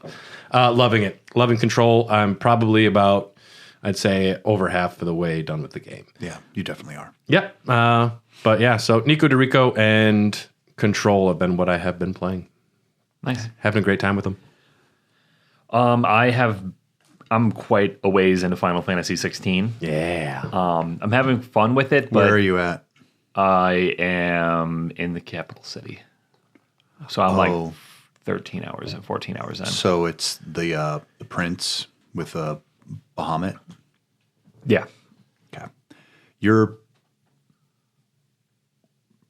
based on recollection, you're about halfway. Yeah, and it kind of feels that way. There's a lot of this game that I dislike. I know. It is the same tired paths with the same like enemies that just are not difficult, and it's just almost like cannon fodder to get through. And the fighting is not exciting unless you're actually getting a challenge. There's also like the way that enemies like health ticks away. You can be in a battle for a long time, and it didn't need to be that long. No. The set pieces, when you do hit those crescendos in the story where it gets nuts and the icons come out, is always fun. But largely, the game is getting very, very boring. Uh-oh. This is where a lot of people fall off. A week ago, you were like, this is so fucking good. I'm so high on this. Yeah, but it doesn't really change. Once you gain a second power, I don't want to spoil anything for anybody that hasn't You played fought it. Titan, right? No. Okay. You have Have to get the Titan. I know Titan get at coming least up there. next. Because there's there's portions of the story where it feels like the end of an episode. Like the story kind of dies down a little bit, resets, and then you're presented with a new problem. And I like the story a lot. And getting to those big set pieces is all I'm playing it for. they But draw them out forever, though. it's the in between portions of the game where like Clive will just randomly start sprinting if you're running in a certain direction for long enough. And there's times where you have to like turn because, I see something, and it just makes the mechanics wonky. You have a companion 99% of the time besides your dog, and there's no interaction between Clive and the companion. They're just like a silent person that follows you around until you hit a cutscene, and then they might be like, we have to do what's right. Do you have a party? No. You have companions. Yeah, but But you only ever control Clive? yep. And So the this is the same thing with Veilguard, actually. You don't actually control the other people, but you can. But at least in Veilguard, this is what I wanted to say. Veilguard is a better combat system than Final Fantasy 16. Final Fantasy 16 is just button mashing. Oh yeah, that's all it is. It's And- literally timed buttons. It's like a rhythm game almost. I got to the point where I was getting good enough gear where I wanted to change out one of my necklaces to improve like my defense or like one of my Aeonic abilities, but I had to give up the necklace that controlled Torgal. Yeah. And oh my god, what a stupid fucking thing. I know. Because to control Torgal, you have to hide your potions because it's on a separate menu. So you hit the left directional button and it toggles from Torgal to your consumables. And then you tell him to attack. Yeah. Otherwise, he will attack He does. if you don't tell him to do something. But it just every 4 or 5 seconds, I have to hit up on the D-pad or down on the D-pad to get him to attack. Or I lose benefits from the gear that I got because I don't want to waste my time telling my dog to do an attack that doesn't really do anything. Right. So I've just largely ignored him. Like he just follows me around. Torgal just go. That's how it ends up going. It's a really like big tragedy when there's an entire aspect of the game that winds up getting ignored because it's not like implemented in a way that's easy to use. The fact that there's a dog that you can have do things, and you're just like, I don't want to deal with all that bullshit. And it sucks that they didn't find a way to streamline that. And the amount of times that I think I'm on Torgal's, like on his menu, but I haven't hit the directional button to toggle it, and then I end up using a high potion. Yeah. And I You get waste pissed. it. Yeah. Because I had a fraction of my health bar gone. And I'm like, why would you put the attack buttons on top of the consumable buttons? Yep. It's such a bad move. But It's like when I rearrange a Balatro card and I put the Joker at the right end and accidentally sell Oh, sure. it. It's just like that. No, it's a UI problem where I try and just move it over to reorganize, and the sell button is right next to it, so I accidentally sell something because the menu is not. You're also playing perfectly- on your phone too, which isn't as big. but still, it's about UI and implementation. yeah. True enough. Like I said, though, the story is very interesting. I like the Game of Thrones, like political intrigue and the trying to get control of the mother crystals and all that shit. That was cool. I like the characters; they're fun. The story has gotten to a point now where like some character motivations are being revealed, and I'm really digging the direction it's going. But it's such a slog to get to the points. Yeah. And there's areas of like wide openness that you can go explore because you can see the little sparkly item thing from across the way. But then you end up going over there and it's like you got 2 chipped fangs for fighting 6 scorpions, and it took you 15 minutes to get over here and through the battle. Congratulations, here's your dog shit. Yeah.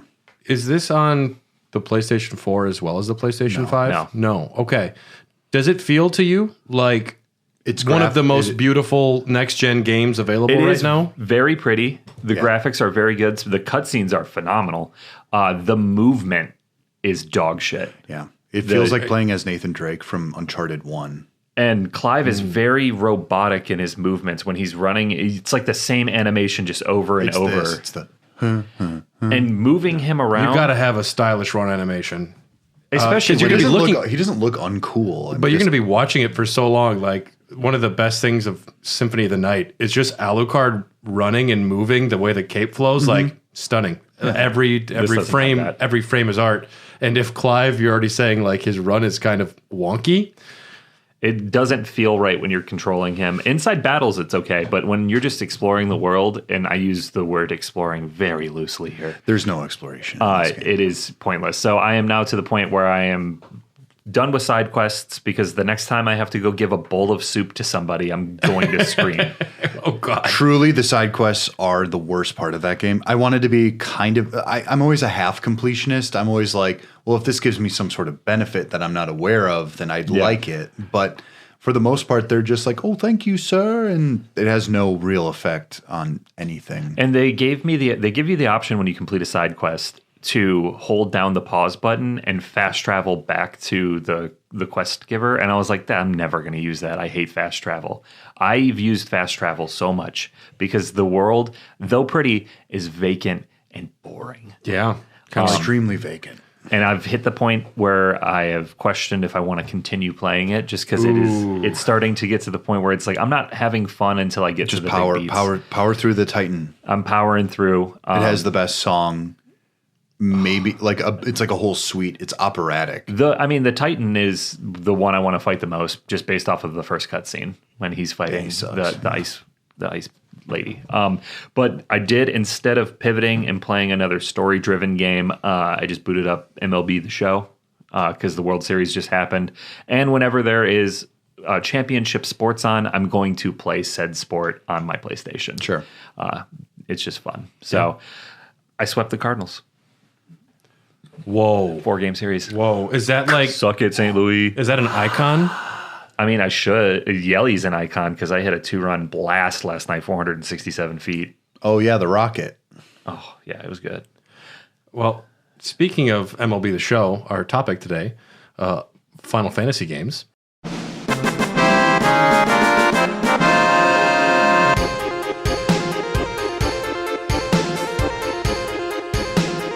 Yes. I thought it'd be nice just kind of like overarching, just one question, like Sure. defining Final Fantasy as a series. What do you expect? What would you want in another game? And because I think lately the franchise is going a little downhill. It's I not agree. It's not hitting the numbers it used to, No. and it's not hitting the cultural resonance that up through Final Fantasy X, it was the hottest shit around. Yeah. And there's just been a decline steadily since then. I would argue that Final Fantasy XIV sort of disproves that because that has it's got almost a player base similar to WoW at this point. It means nothing to me. Of course not. No, But- you're right. You're right. I'm just saying though, like those MMOs are the exception. Yeah, they truly are. I guess for a good first question for you, Dylan, what Final Fantasy games have you completed, and which ones have you started and couldn't be Dropped bothered? off at. Okay. I have beaten Final Fantasy 1 on the Game Boy Advance. Yep. Good port. I sort of tried getting through 2, couldn't deal with it. I thought the mechanics were just too fucked. That is let's attack ourselves to get stronger. Yeah, exactly. Then there's 3, which I played on the DS. Yeah, the DS remake. I played through all that. I played that as well. I think I prefer the original art style though to those DS guys. I do too. Yeah. But it works fine, and the art design in general does look very good. I have played through 4 on the Game Boy Advance. That was my second Final Fantasy I'd ever played. I have played through 5 on the PlayStation, on the disc. I have played through 6 on the Game Boy Advance at one point, or it might have been on the disc. I have beaten 7. I have beaten 8. I have beaten 9, and I have beaten 10. I have beaten 13. I have played a lot of 14. I have beaten 15, and I have beaten 16. And 12. Oh, yeah, you're right. No shit. Oh, fuck, yeah. So you've finished most of them you've started. Yeah. Yeah. I've beaten 1, 2, 3, 7, 8, 9, 10, 10, 2 Tactics, Tactics Advance, 12, started 13, couldn't be bothered. Which one is 13? Started 15. Lightning. Yeah. Started 15, couldn't be bothered. Yeah. Too many camping scenes, too many close-ups, sexy loved it. close-ups of Coleman. I loved it. That was before I got Death Stranded, and now I'm more. Now you're more into it. Now I'm okay with it, but Die Hard used to be Die Hard, Final Fantasy, and of course the 7 remake and rebirth. I've been since Final Fantasy 7 Pretty hooked. on board, and they had to convince me that I didn't like it anymore because they would have had a lifelong fan. And 16 rolls around, and I see the trailer. I'm like, it looks cool, and I didn't care. And then I heard a few good reviews, but no one's talking about it. Like, you don't see people post about it on Reddit. You don't see gaming discussion. There's been a drop off, and Yeah, when the cutscenes are the highlight and the gameplay is the low light, you got a problem. Well, a lot of these games, they all kind of signify a moment in a space and time in my life. Like I played 12 when I was very high all the time because it was the pandemic. Mm-hmm. Like I was on podcasts, like Matt's podcast, and I was just smoking a bowl directly on the podcast over Zoom. And it was just like, are you doing this all day? And I'm like, yeah, I'm playing a lot of video games too. It's just like, I don't remember much, which is... That was your Joe Rogan era. Oh, definitely. No, But a lot of them is, someone lent me a PlayStation 1 to play Final Fantasy 7. And that's truly what got me into it. Because I had seen Advent Children, and then I played 7. Mm-hmm. And I was like, this shit's cool. Yeah. Because I was a fucking edgelord 14-year-old. Well, and you, Tyler, as far as you've played through a handful of them. I've beaten 7. I've beaten 10. And I think those are the... which one was the one with Lightning? 13? I think I beat 13. God, that game sucks balls. I played that in college. I remember liking it quite a bit. Really? Yeah. Okay. I was also very high, though. That was college. I understand. And 15, I lost the plot at a point, the road trip simulator. I remember really liking it and then not liking it. And then 16, I'm currently playing. But I haven't played a lot of the older ones. I've been meaning to go back and play them, but... You should. They're good. I want to play 12 because Why don't you? I saw a little bit of what Brad was doing. Why don't you pop some money into that? I probably will, but I got to get through 16 now first. I honestly debated getting it for my Steam Deck. 16? No, 12. 12. No, it's fun. No, I don't think my Steam Deck could run 16. I don't know. I think it just came out for PC a little while ago, right? It might have. But when we think of Final Fantasy games, Yeah. the reputation, the pedigree, ever since, the Super Nintendo, even the Nintendo era, less so in America, but you think of the cutting edge RPG of a console. Yeah. You think of characters that you spend time with, a party that hopefully you love. The fantasy elements, despite maybe some changes, I would expect, oftentimes especially with Final Fantasy 9, they were like, oh, the crystals are back. It's just why were those central to your desire to play a Final Fantasy game to begin with? Yeah. Those were just plot contrivances to get the RPG moving. It's to get the story going. Everyone's like, oh, There's a wind crystal, there's a water crystal, there's a fire crystal, and I don't know, an ice crystal. It's all the jam in 16. They It's fucking all love about these them crystals. They fucking love They the love these crystals crystals. and these fucking things. Yeah. They're so dumb. They're fighting over crystals. I would say that usually high fantasy elements, but goofier, like an anime high fantasy. That's one of the critical defining features, usually. yeah. To me, there's a Cutting. 50-50 chance whether or not you're going to get serious drama or melodrama.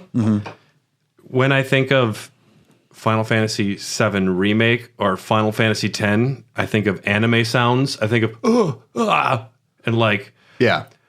way too much emotions that are just fucking written in capitals all over the screen. There's lot of- nothing subtle about the storytelling in a lot of games. Well, they also do cutscenes with very pregnant pauses.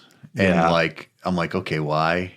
It's whatever. But that's the problem with a lot of modern Japanese RPGs is that they spend a lot of time on the chuff. They don't spend a lot of time on the grit. It's I don't know.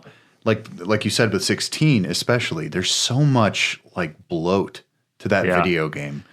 There's every now and again there is a side quest that is fun. It's there's bandits in the tavern, and all you have to do is go fight some enemies, and then everybody's like, "Thank you for saving the tavern." And I was like, "That's cool." That's fine. It made the fight worth something a little bit, narratively. Yeah. Combat is much better than just aimlessly walking around. I do wish that they had the random encounters where you would just be walking and it would be Oh, you wish for that? yeah, because I can see where the enemies are in 16, and I know I don't want to go over there because unless it's a bigger enemy that's going to be an actual challenge. The game difficulty is it's either too easy or it's too hard. Well, that Final Fantasy has had an identity crisis going on since after Final Fantasy X with the PS2.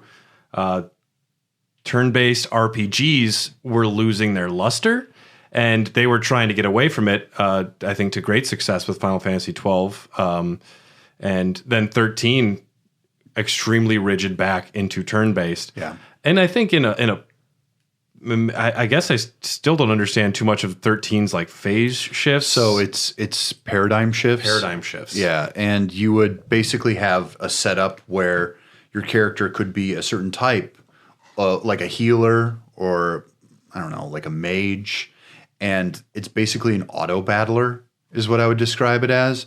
But you switch between that, and sometimes you can select what the characters do, and sometimes you can't. I found it to be childish. So they tacked on difficulty, especially in the late game. Unnecessary tacking on of difficulty.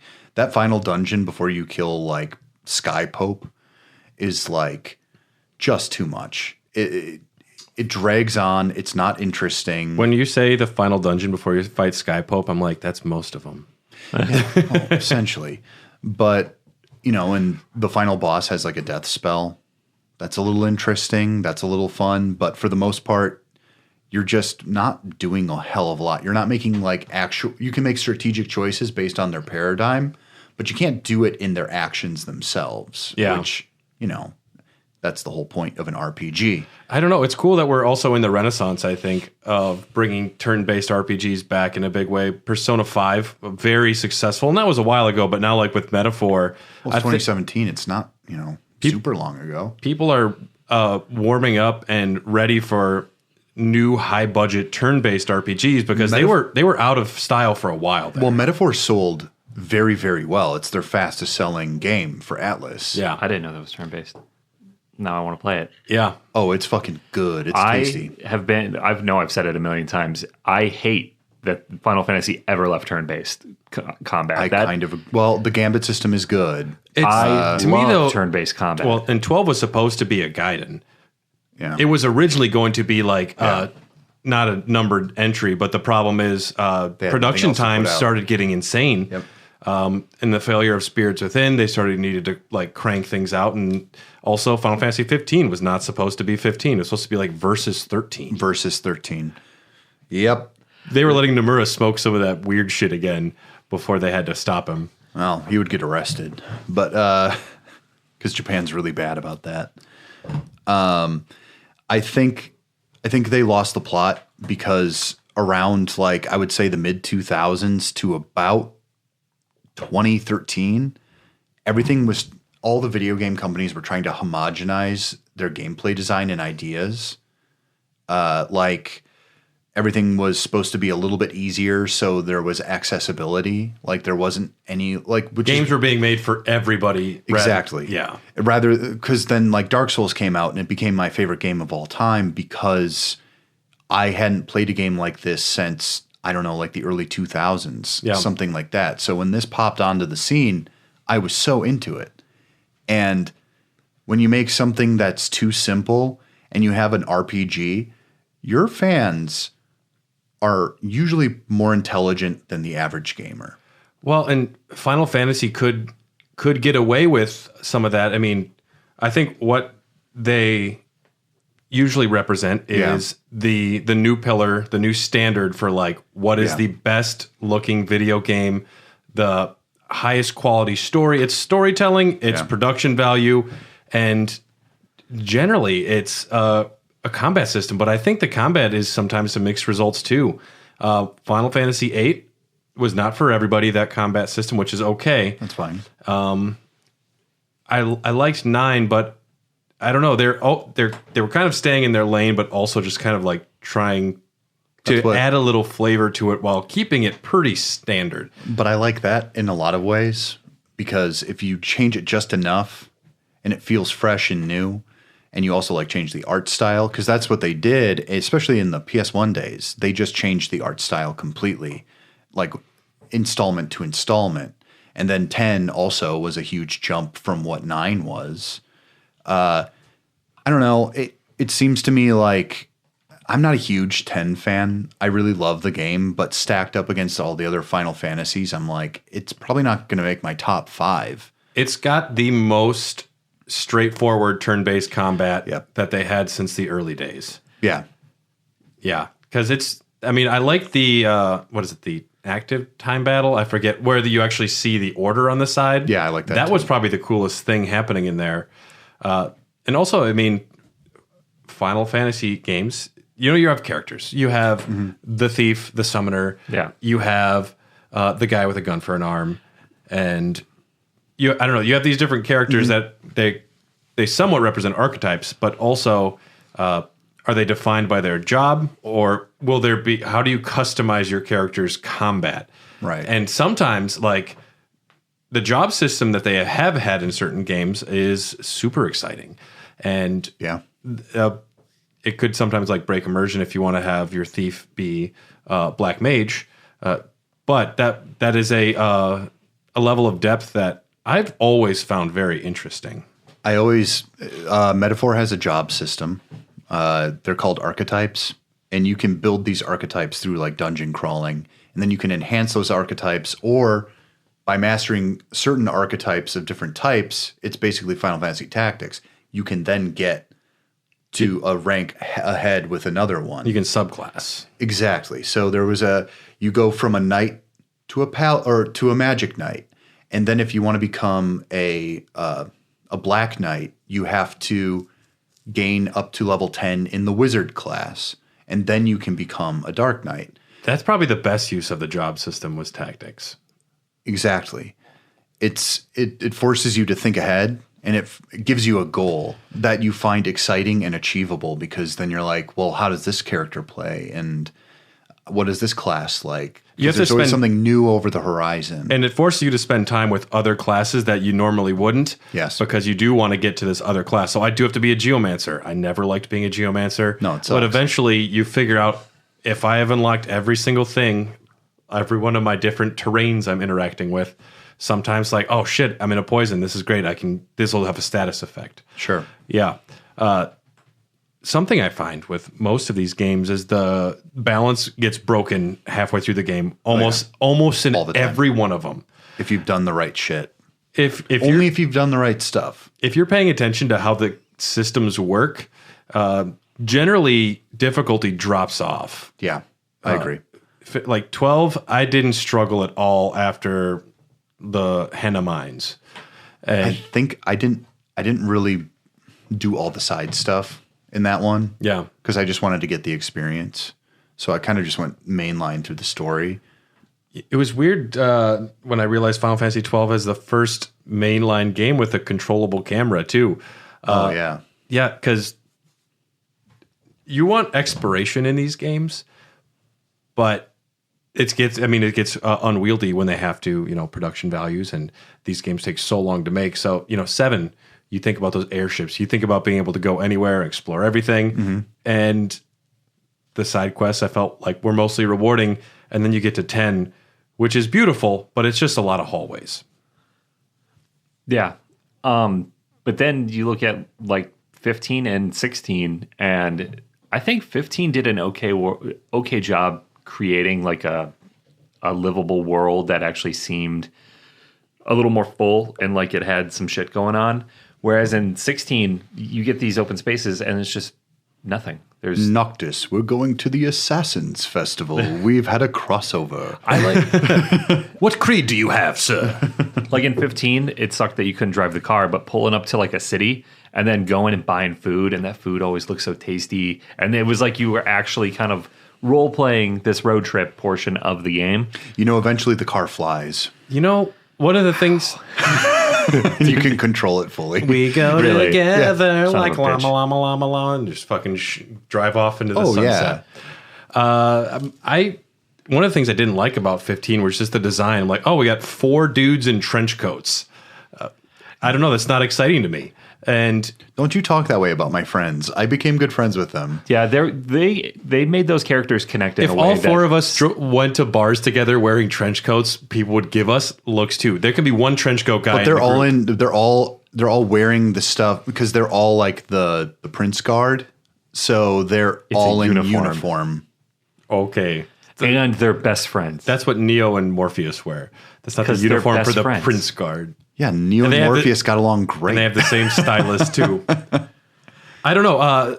Character design has been a big strong point, I think, for Final Fantasy games forever too. Yeah, and by all means, I should love 16 because you are playing just an emo brooding boy. And I was Honestly, like, yeah, the most Tyler of them. Yeah. it is the most Tyler It's character I've seen honestly in a Clive, hot minute. And he's also sensitive too. Yeah. Like, yeah. He had yeah. like a single tear roll down his cheek as he was like, my brother, How old is he?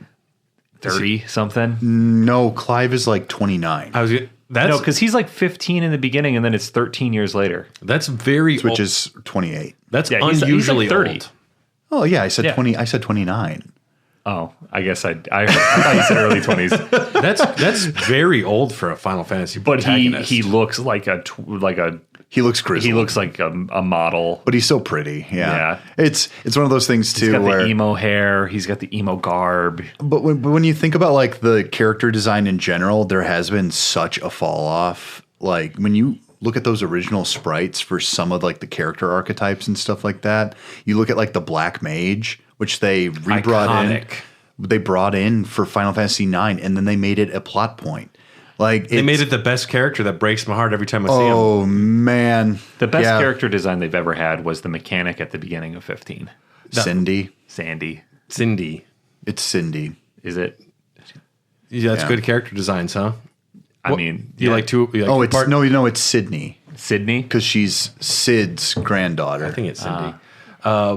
Sure. It's fine. I would argue Vivi and Steiner have better character designs than Cindy. Yes. But to each their own. I keep thinking of characters even like Waka. Like, what a wild like left turn. Dude, I'm a sports player who's super devout and a little racist, and I'm going to be one of your favorite characters. Yeah, absolutely. I'm never the athlete's never my boy, and Waka is like staunchly my boy. Oh yeah, he's great. Well, he has a good character arc because he has that great turn in his ideas. I know that your civilization was blown up, but it's like fireworks, yeah? It's like, yo, that's really insensitive, dude. Man, I fucking hate all bad. Then you think about like Yuna, like they made her like a Japanese priestess, and it really cuts a nice figure. I loved the defined characters in 10. And the way the sphere grid starts, and then later it gets homogenized if you want. But it's actually kind of, it's integrated to where you will subclass. Yeah. After you finish yours, which you should finish 2/3, 3/4 of the way through the game, you get to choose who you want to start subclassing. And I think that's the way to do it, because in the original 12, with the gambits and the license board, when everyone had the same license board, all right, everyone uses the best swords. Everyone uses the best heavy armors. Everyone casts cure. Everyone does this. And instead, with the Zodiac Age, having defined classes makes it a lot more interesting, because then you're actually experimenting. And I have one time mage. If I want to use haste, if I want to use slow. Pinello, right? I had to be Vaughn. He became a time battle mage. Okay, that makes sense. But I think the subclass system doesn't really work in 12 for me, because then they start getting a little too alike. Yeah. And everyone, I mean, I was overpowered enough to, at some point, it was just attacking. It was like, all right, just run in there and fucking attack, and then I'll heal if I need to, which the combat, it gets less exciting then. But I think that's, a lot of the combat systems in these games, they don't fall apart, but they get broken. They do pretty quick. If you've, like in like 8, if you've drawn enough magic. What a weird system, man. I love it. I just wish that it wasn't like 3 blizzard spells. It was like 10. Like, I know that might break the game in other ways, but like when you get an enemy, especially like a boss with a really good spell, you're trying very hard to draw as much magic from them before you kill them. It's such a not cinematic, cool combat, though. Just sitting there letting a boss beat up on you because you wanted to get 70 Kiras out of him is so dumb. I know. I agree, but it's also when you get that and then you like stat that into all of your stats, like you insert the magic into it, something is just like it's one of because the guy who helped with 8 also made 12, right? I mean, they're all like Venn diagrams of each other. But he developed that battle system as well. I believe that's right, yeah. So when I think of that, I'm always like, well, that's so interesting because you have the Guardian forces and then you have to figure out which characters will get which summons and which Guardian forces. Junctioning just rules. To me, it's the best idea that game introduced and they never went back to it. To me, the magic, instead of withdrawing like 3 blizzards at a time, I don't know. I think it could be more like an enemy skill where you withdraw the ability to use Blizzard, then you have Blizzard, but you need to like constantly like acquire just more magic power from enemies. Or maybe when you defeat enemies, you get a certain amount of magic power to use. Kind of its own bar. Like a currency. Yeah. And but once your character acquires Blizzard, you don't have to sit there and acquire 50 more Blizzards. It's mostly about maintaining mana instead, but you acquire skills. I really liked Final Fantasy IX system, where equipping different weapons and armors allow you have to use this armor long enough to acquire the skill associated with it. Right. Which is very good. And you can become insane at the end. Yeah. Just doing whatever you need to do. And it's got almost like a Nier Automata thing where then you have this many slots you can put abilities on. Yeah. And I like that you build up a list of abilities and then you get to use. You can choose which ones you use. Like Bird Killer, Manhunter, Avian Hunter. Yeah, Avian Hunter. Yeah. Whatever, yeah. But like when you get that early on, you can kind of make your characters very good. And a lot of the times they'll kind of telegraph what the next boss is going to be based on the armor you pick off. This is like a very common Final Fantasy thing. It's like, oh, this giant snake is going to shoot lightning because they just gave me a lightning defensive like vest. They parse out items that way too. Like the moment someone starts selling softs, you know that you're going to get some petrification. Yeah, Maiden's Kiss, like all that shit. I think that when we're talking about like the future of what these games are going to be, I'm going to guess $1 million that Final Fantasy VII, like the Rebirth and Remake engine, is going to be the most prominent thing that we're going to see. I think that 16 was made well, but it feels half-baked. Like they didn't keep it in the oven long enough and it just couldn't rise. It exactly feels like that. The parts of the game that shine are very shiny. Yeah. But the rest of the game is kind of one note. Yeah. It feels like 9 to 10 hours into the game, it felt like I plateaued already. And the level up screen, I miss the spheres. I miss getting a choice on what I was doing. Yeah, the leveling up in 16 is because you level up the eidolons or the icons. Your icons, and everything has like a cost to it, but it's like you can master an ability, but it doesn't tell you what benefit you're getting. No. And nor does it even feel like I mastered anything. No. And then you take a mastered ability and pair it with an amulet that's supposed to do like 10% damage, and the health bar does not move any different than it did. So it doesn't feel like my points are even mattering unless you're just acquiring new abilities. If you're playing an RPG and every time I'm leveling up, I'm not getting like a good feeling or like seeing like +4 strength. If I'm not like feeling rewarded for my leveling up, that's like part of the experience. That's why I would go to an extra dungeon and just like fight enemies, because I want to like, I just got to get the spell. The most egregious might be the fact that there aren't characters who are weak to certain weapons, because you're always going to be Clive. So, and you have these icons, right? There doesn't seem to be a change in like elemental weaknesses. It's just so minimal. Like the damage counter is basically the same no matter what. Yeah, if you're only playing as one character, like I can't even imagine how they balance like the need you get other icons, you absorb them. Yeah, but I also like to have a mage. I like to have a mage. Well, you and can be a tank. And exactly. Yep. Yeah. You can switch between your different iconic abilities, but the combat boils down to me spamming the square button and watching my cooldown complete so that I can do one of 4 different, at the beginning, because you only have 2 icons, one of 4 different special attacks. Yeah. And the special attacks largely do nothing but stagger a boss. Staggering was kind of cool, but then very early in the game, if you half stagger a boss, you can use your second iconic ability to pull them to the ground. So you can insta stagger the majority of enemies. I'm very concerned. I don't think that Final Fantasy is ever going to reach the pinnacles it did before. Even Rebirth, fantastic game.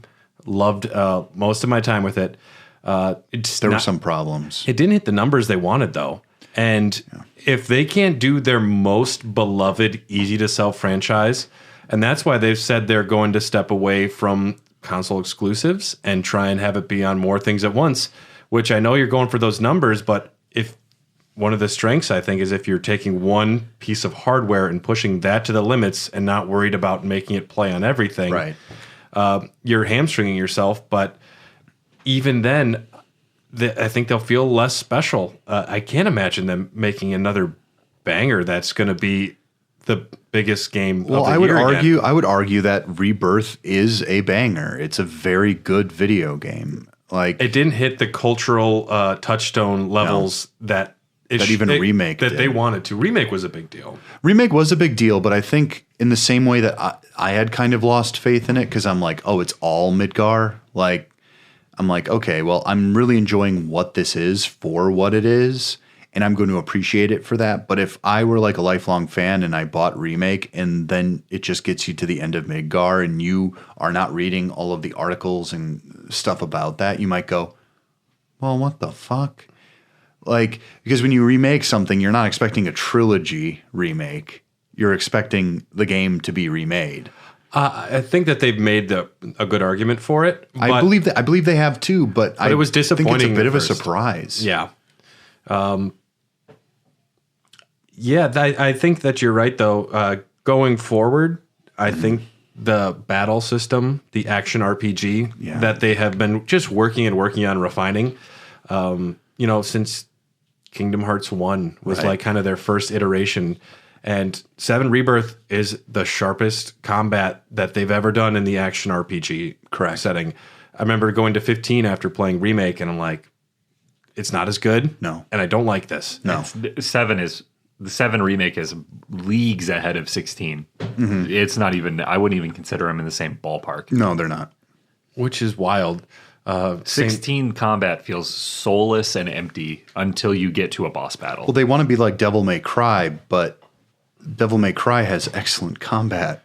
Yeah, they need to fix the combat system because people like me who really miss the turn-based combat, you're really going to have to knock it out of the park with the action RPG combat. And I don't really, since 7, they have not done that. I think that I've been disappointed with the newer games with 15 and 16, and the character designs, just looking at them, don't excite me. And the characters need to be larger than life and jump out of the screen. Right. And when you think of Steiner, when you think of Barrett, when you think of Fran, like, iconic looks, and they jump out of the screen and they feel like big, broad characters. Yeah. And 4 dudes in trench coats, or just like the color for 16. I know that they were going for a different look for it, but Final Fantasy, to me, I want some brightness, and I want, even the science fiction is fantasy science fiction. Right. Yeah. But like dark, gritty, like Witcher looking fantasy is not what I expect from a Final Fantasy game. I would say it's not as drab as you've come to believe. 16 is actually really great with its palette. Okay. And they're really trying for something new. It's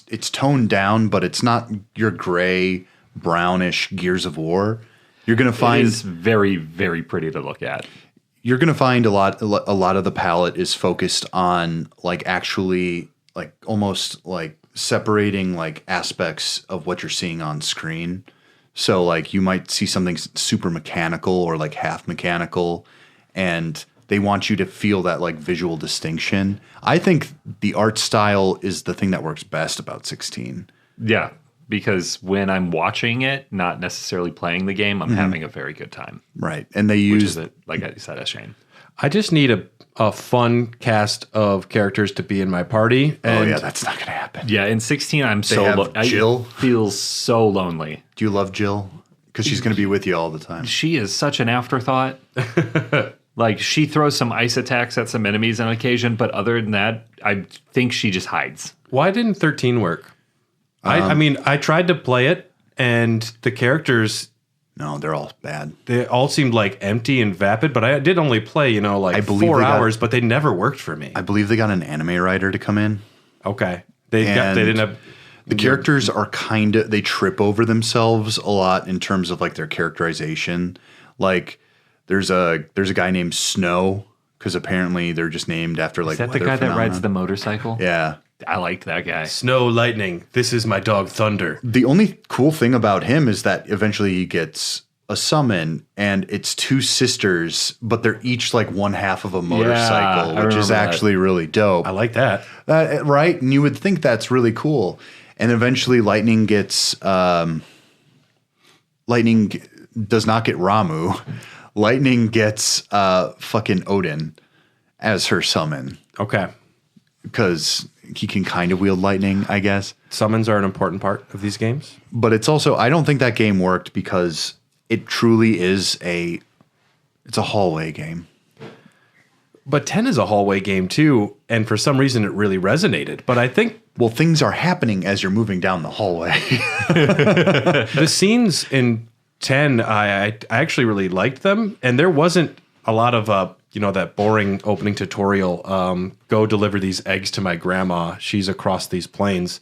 Tidus is immediately like, you start off sick blitzball game, you get sucked into like another dimension, and then there's a little slow parts, but the fish out of water, I think, works really good with 10. Yeah. And the characters immediately, like, you get Lulu's entire attitude, and you get who she is, and the characters just feel lived in and easy to relate to.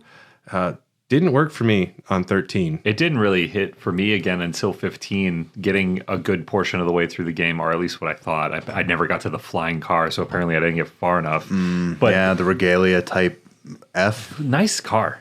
But Beautiful car. I thought those characters, once you got into the thick of it and you start having their little, like, you could have one-on-one conversations with each party member and you kind of get a little bit more of their backstory. It was a more realistic take. It is, yeah. And I really appreciated that.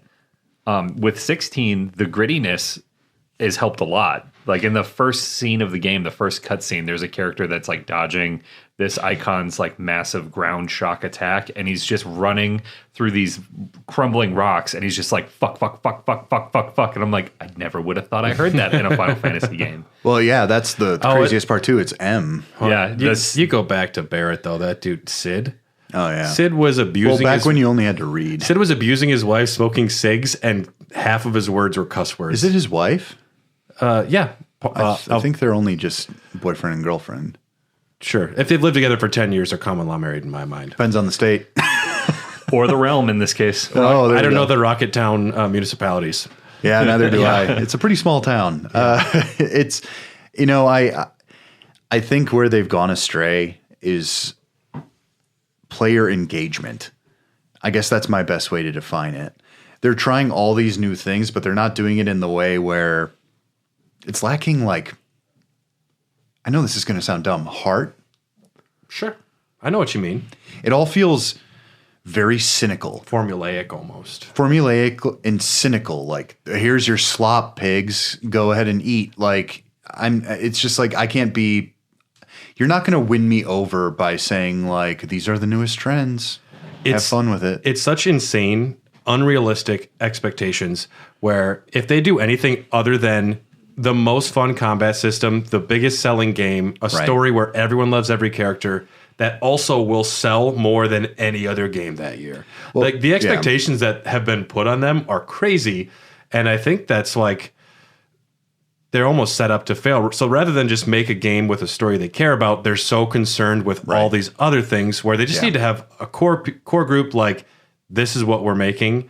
And I mean, maybe that's kind of what they're going for, but it's missing something. I would argue that I think that they have been making Final Fantasy games. They just look different and are called different things. We've got Bravely Default, a brilliant video game. This came out in 2014. This would be after like the whole Lightning saga, essentially. Isn't the second one supposed to be even better than the first one? I prefer the first. Okay. I have the second one, and I got bored. I just wasn't feeling it. I'm not really sure why. I think it's gorgeous, but I also kind of missed the 3D. Yeah. Because they all look like little diorama sets, and seeing it in 3D was very beautiful.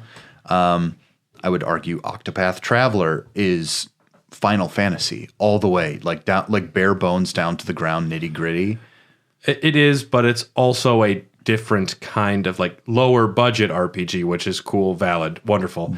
But it's not what people expect from. No, it's not what they're expecting, but it's also this exists for them. I expect what looks like a movie trailer on the Super Bowl.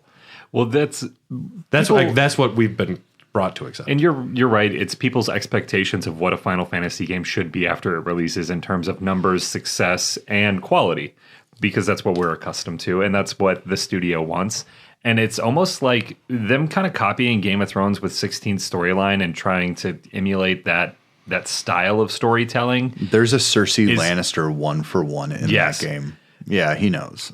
It's weird because like Game of Thrones fell off the cliff because of subverting expectations. And I feel like it's almost kind of ironic that now Final Fantasy is trying to subvert expectations to capture that magic of the audience's attention again. They're supposed to set the trends. Yeah, and it feels like they're throwing darts and just like whatever sticks. Yeah. Like this is what we're going to do, because I haven't looked at a Final Fantasy game since, well, after 13, like really interested in the story. I really got to find out what this is, and I need to play it.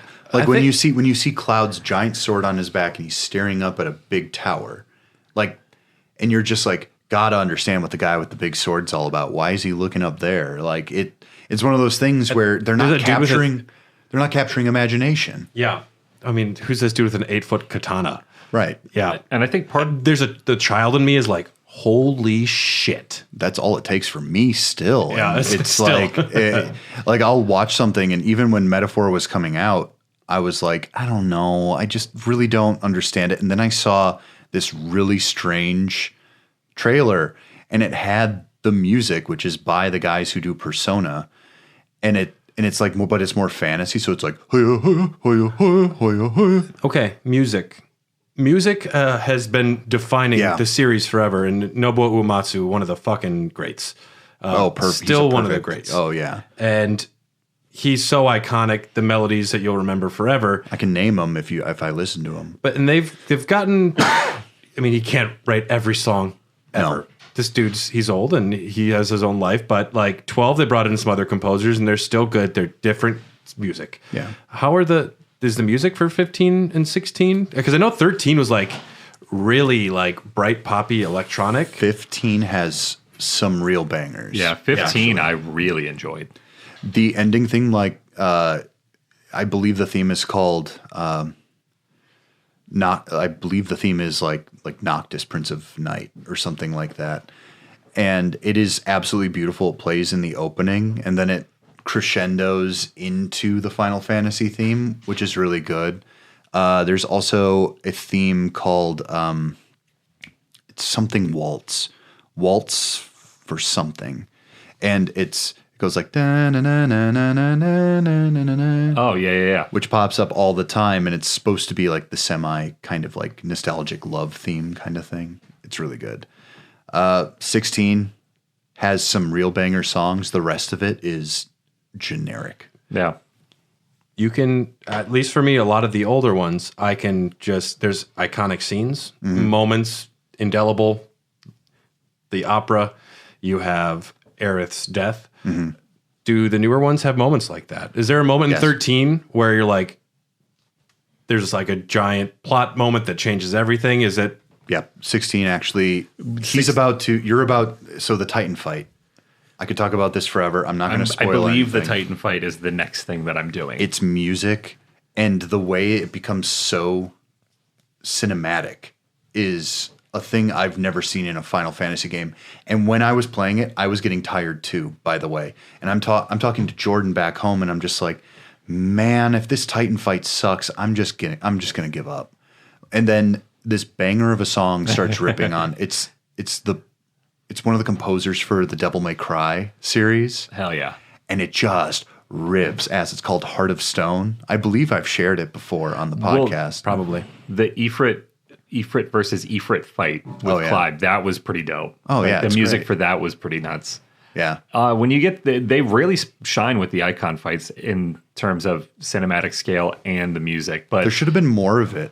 yeah, I feel like when I'm running around and doing everything else, though, like the little hum song that plays, like it's pleasant, but it's nothing to write home about. No. Kip mentioned on the Discord, he expects a story that reveals itself to be much more complicated than it initially appears. Yeah. I think that holds true for most of them. Yeah. I mean, the grand, like, I think you could probably go every single one that I'm aware of, at least, where eventually you are fighting some sort of ultra power other, and you're fighting for. You always fight God You're or death. fighting against nihilism. You're fighting against meaninglessness. You're fighting the concept of organized religion, the concept of greed. Yep. and sticking that landing where it starts off straightforward, political. This is a bad guy. He's up to no good. He's controlled by a god. Oh shit. That transition is so tough, and I don't think it works often. No, I don't think it does. I think that to have that level of subtlety is so rare now. Everyone wants to get like hit on the head with things. That's something they're also lacking these days. It's like we're gonna spell it out for you right away. This is what's happening, and this is how it's going to go. Now go on the journey, rather than having it be like, we're trying to hunt down Sephiroth because we don't really understand what he's doing, but he's a bad guy and we want to take him out. And then things escalate from there. Well, I like the way that they do it in 16 with the active time lore. Like they spell it out for you, but you have to do the reading yourself. If you're in a cutscene and you're like, "Who the fuck is that person again?" and you hit the active time lore, it pauses the cutscene, gives you description boxes on where you're at, who they're affiliated with, why, what you're doing, what army they have. And But here's the thing, though. Every video game should have that. That's such a cool. But it is. also, I do use it a lot. But also, that level of exposition I find extremely annoying when you could just tell that through the story proper. If you wanted people to understand what's going on in the world, you shouldn't have to read like several paragraphs. Well, they're trying to do like an entire like I keep saying Game of Thrones, but it's the only thing I can really think of to compare it. They're trying to do this whole level of like interconnectivity between the different regions and armies, and to spell that out, I do think it was very clever to just tell the story like you already know what's going on, but by the way, here's the hints. Man, I 12 doesn't give a fuck. It's like Arcades and Rosario are attacking the Queen, Nobrades, and they don't care. And you're like, what? And one of my bigger gripes is they don't give you a map that is like easy to access and easy to understand. Because you are being thrown proper nouns, man. Proper fucking nouns. And by the end of it, I was like, I get it. They killed his kingdom, dude. Yeah. I mean, it just takes time. But I do wish active time lore was something that was in every game. I think it's the way to do it, too, because then you don't, every time you play through it, if you already understand the story, it doesn't get bogged down with all of that extra stuff. It's kind of there when you want to go looking for it. I do appreciate the more mature political tales that can happen in a Final Fantasy game. That's like 12 to me. It sounds like that's a big thing in 16 because that's not really something that happens a lot in the earlier ones. No. And I do appreciate, like most of the movies, music, and video games that I consume, I do like more adult-themed things, like parental advisory, rated R, rated M. I like those things more so than when something is, I wouldn't say censored, but for the story they're telling, to have people swearing and to be implying like, yo, these other two characters are fucking right now, like on the side, so be careful, they're like in an alliance. Having the adult themes makes it feel like I'm actually an adult being told an adult story. Yeah. And I like going in that direction, but at the same time, 10 was, I don't know if it's nostalgia or just the fact that like the fish out of water is just such a easy story to grasp that it just instantly makes me feel good. You need to latch onto something, a smaller, easier thing like that before you can start getting to the concepts of you, Yevon, and Sin is my father. Yes. The story goes out there. It does. I think it's also just great that these games were pushing limits before limits were like getting pushed out. The fact that organized religion is an enemy on a major high budget PS2 game, I think that's a much easier to digest thought in Japan for like American audiences, but I think it just shows like cultural shifts at the time as well. But when they do those fighting for existence is kind of what you're doing at the end in various capacities. When it works, it really works. I often think that what makes Final Fantasy special is that it is part of what carries it is its nostalgia, but what really works is that it felt like a very specific moment in time that all the best ones came out. Like when you think about it, everything from like 4, truly, I mean, it was popular. The other ones were popular in Japan, but they weren't out here. But when you think of going from 4 to like say 10, like that was like about less than 10 years. That was the 90s encapsulated. Yeah. And it's one of those things where it's a moment in time and tastes were different and they weren't trying to tell us what we liked rather than just showing us something and hoping we would. It was safer to spend money on those propositions back then too, because they could crank out 3 PlayStation 1 games in the course of that console generation. Well, like 3 years. And now it's like, we're going to make this game for 5 years, pay salaries, pay these massive budgets. and the people with money are less likely to want to take those big risks. Right. Which is a real shame. Ryan was mentioning he expects some side quests. Do Final Fantasy games have rewarding side quests more so or less so? It depends on what you're getting. Yeah, in my experience, no, they are not rewarding. Well, for from 16, the very no. well, from the all of them that I've played, I don't really feel like they've ever truly been necessary. But like, I just have a little bit of Final Fantasy knowledge. I would say Final Fantasy VI has some of the best side quests in Final Fantasy in general, because there's a moment where the world gets destroyed and you have to keep living in that world. And so you're going around and you're trying to find your old party members. That's such a cool thing. Yeah. That like time jump, and it says so much about your characters too. Yeah. What did they do? Where have they been? It's brilliant. If I haven't seen you for 5 years, like the amount of storytelling just from seeing you once after 5 years, it's you'd be like, oh, he looks like shit. be like, wow, he looks sober. You see, that'd be storytelling. Yeah, exactly. But it's also fantasy. Yeah, well, hey, come on, I'm not drunk all the time. But one thing that like sticks out, especially if the side quests are based on the characters you've already grown to love, if you weave the side quests into that, it's worked for BioWare on so many occasions. BioWare's so good because each character gets like their side quest.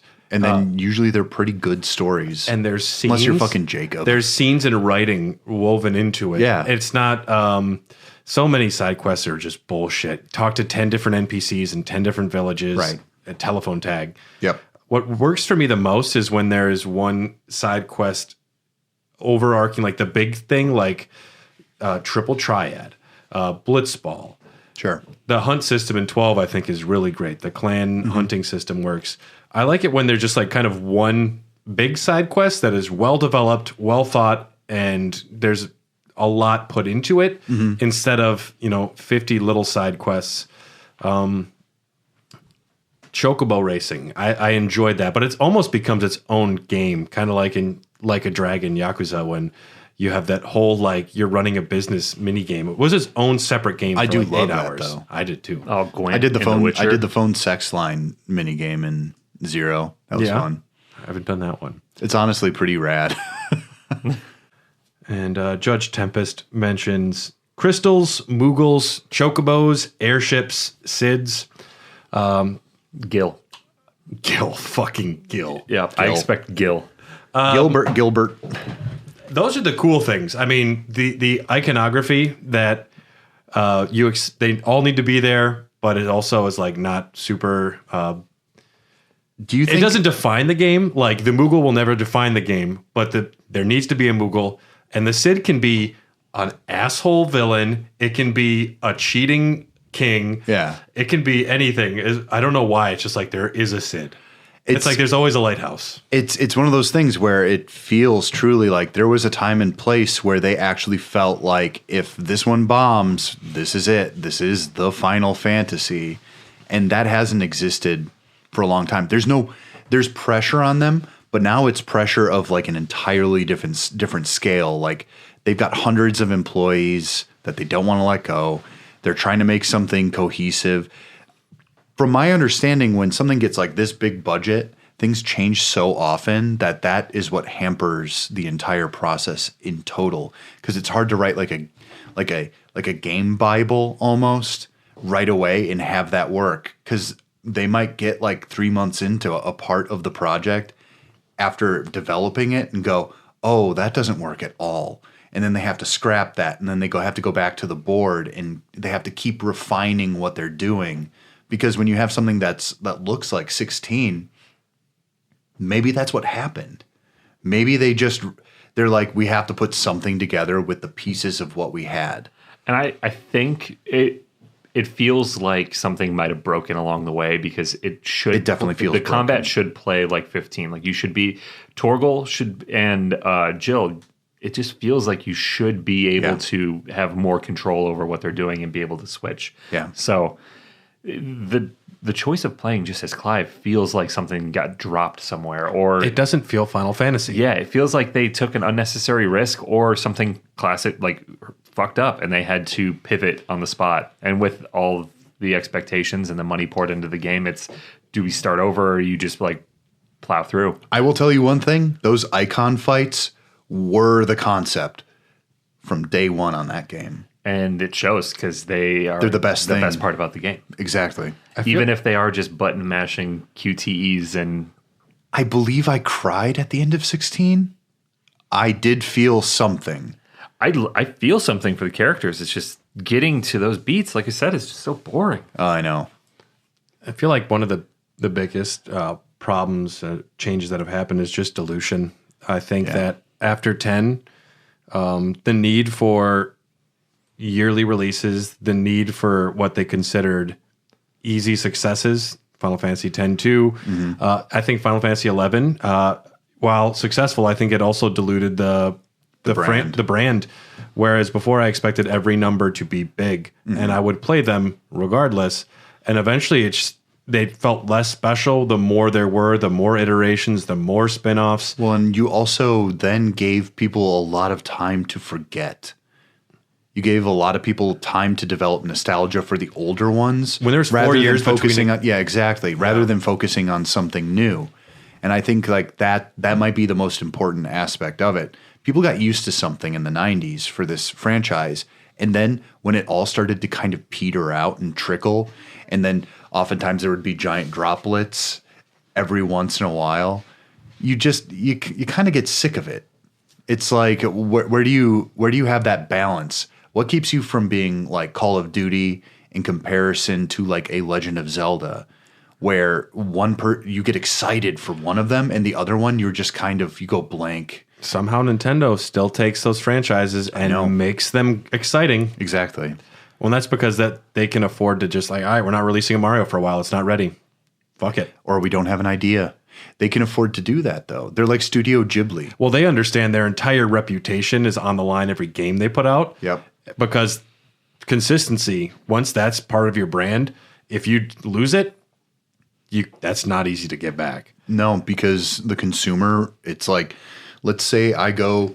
Even their failures are the best. Wii U is the best.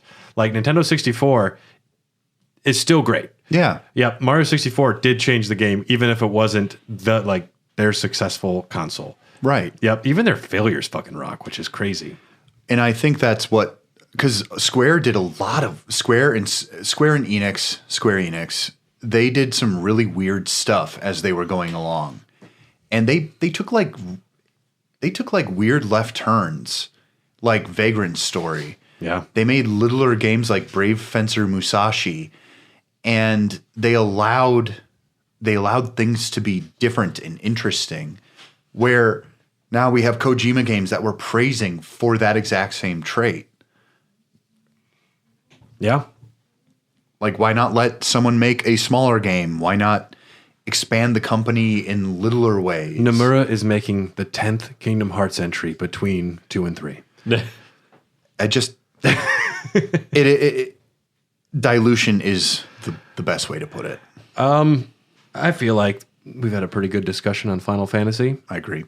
Okay, I want to go do a small round table. Okay. Favorite Final Fantasy character ever? Balthier. Balthier. Okay.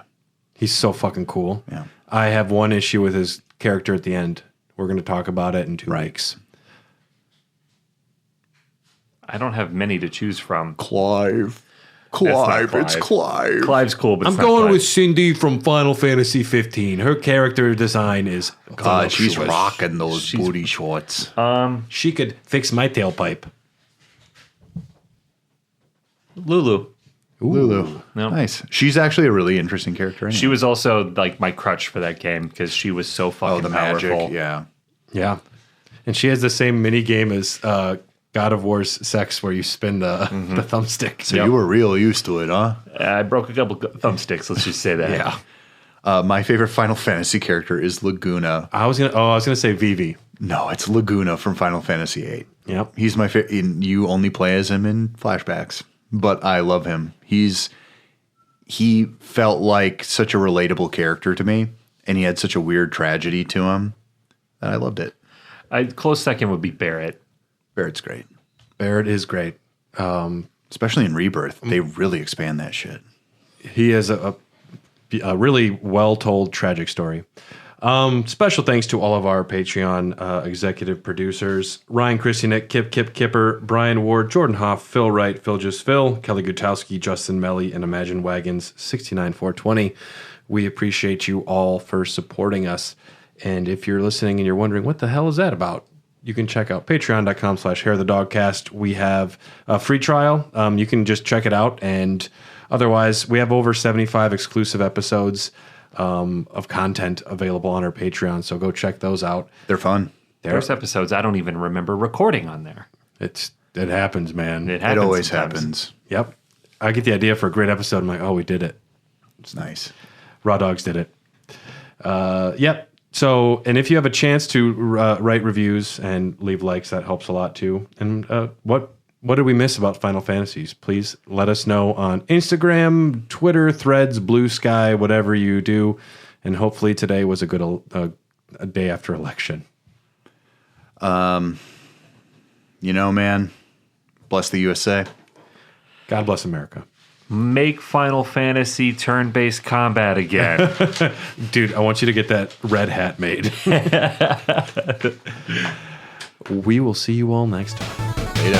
Ciao.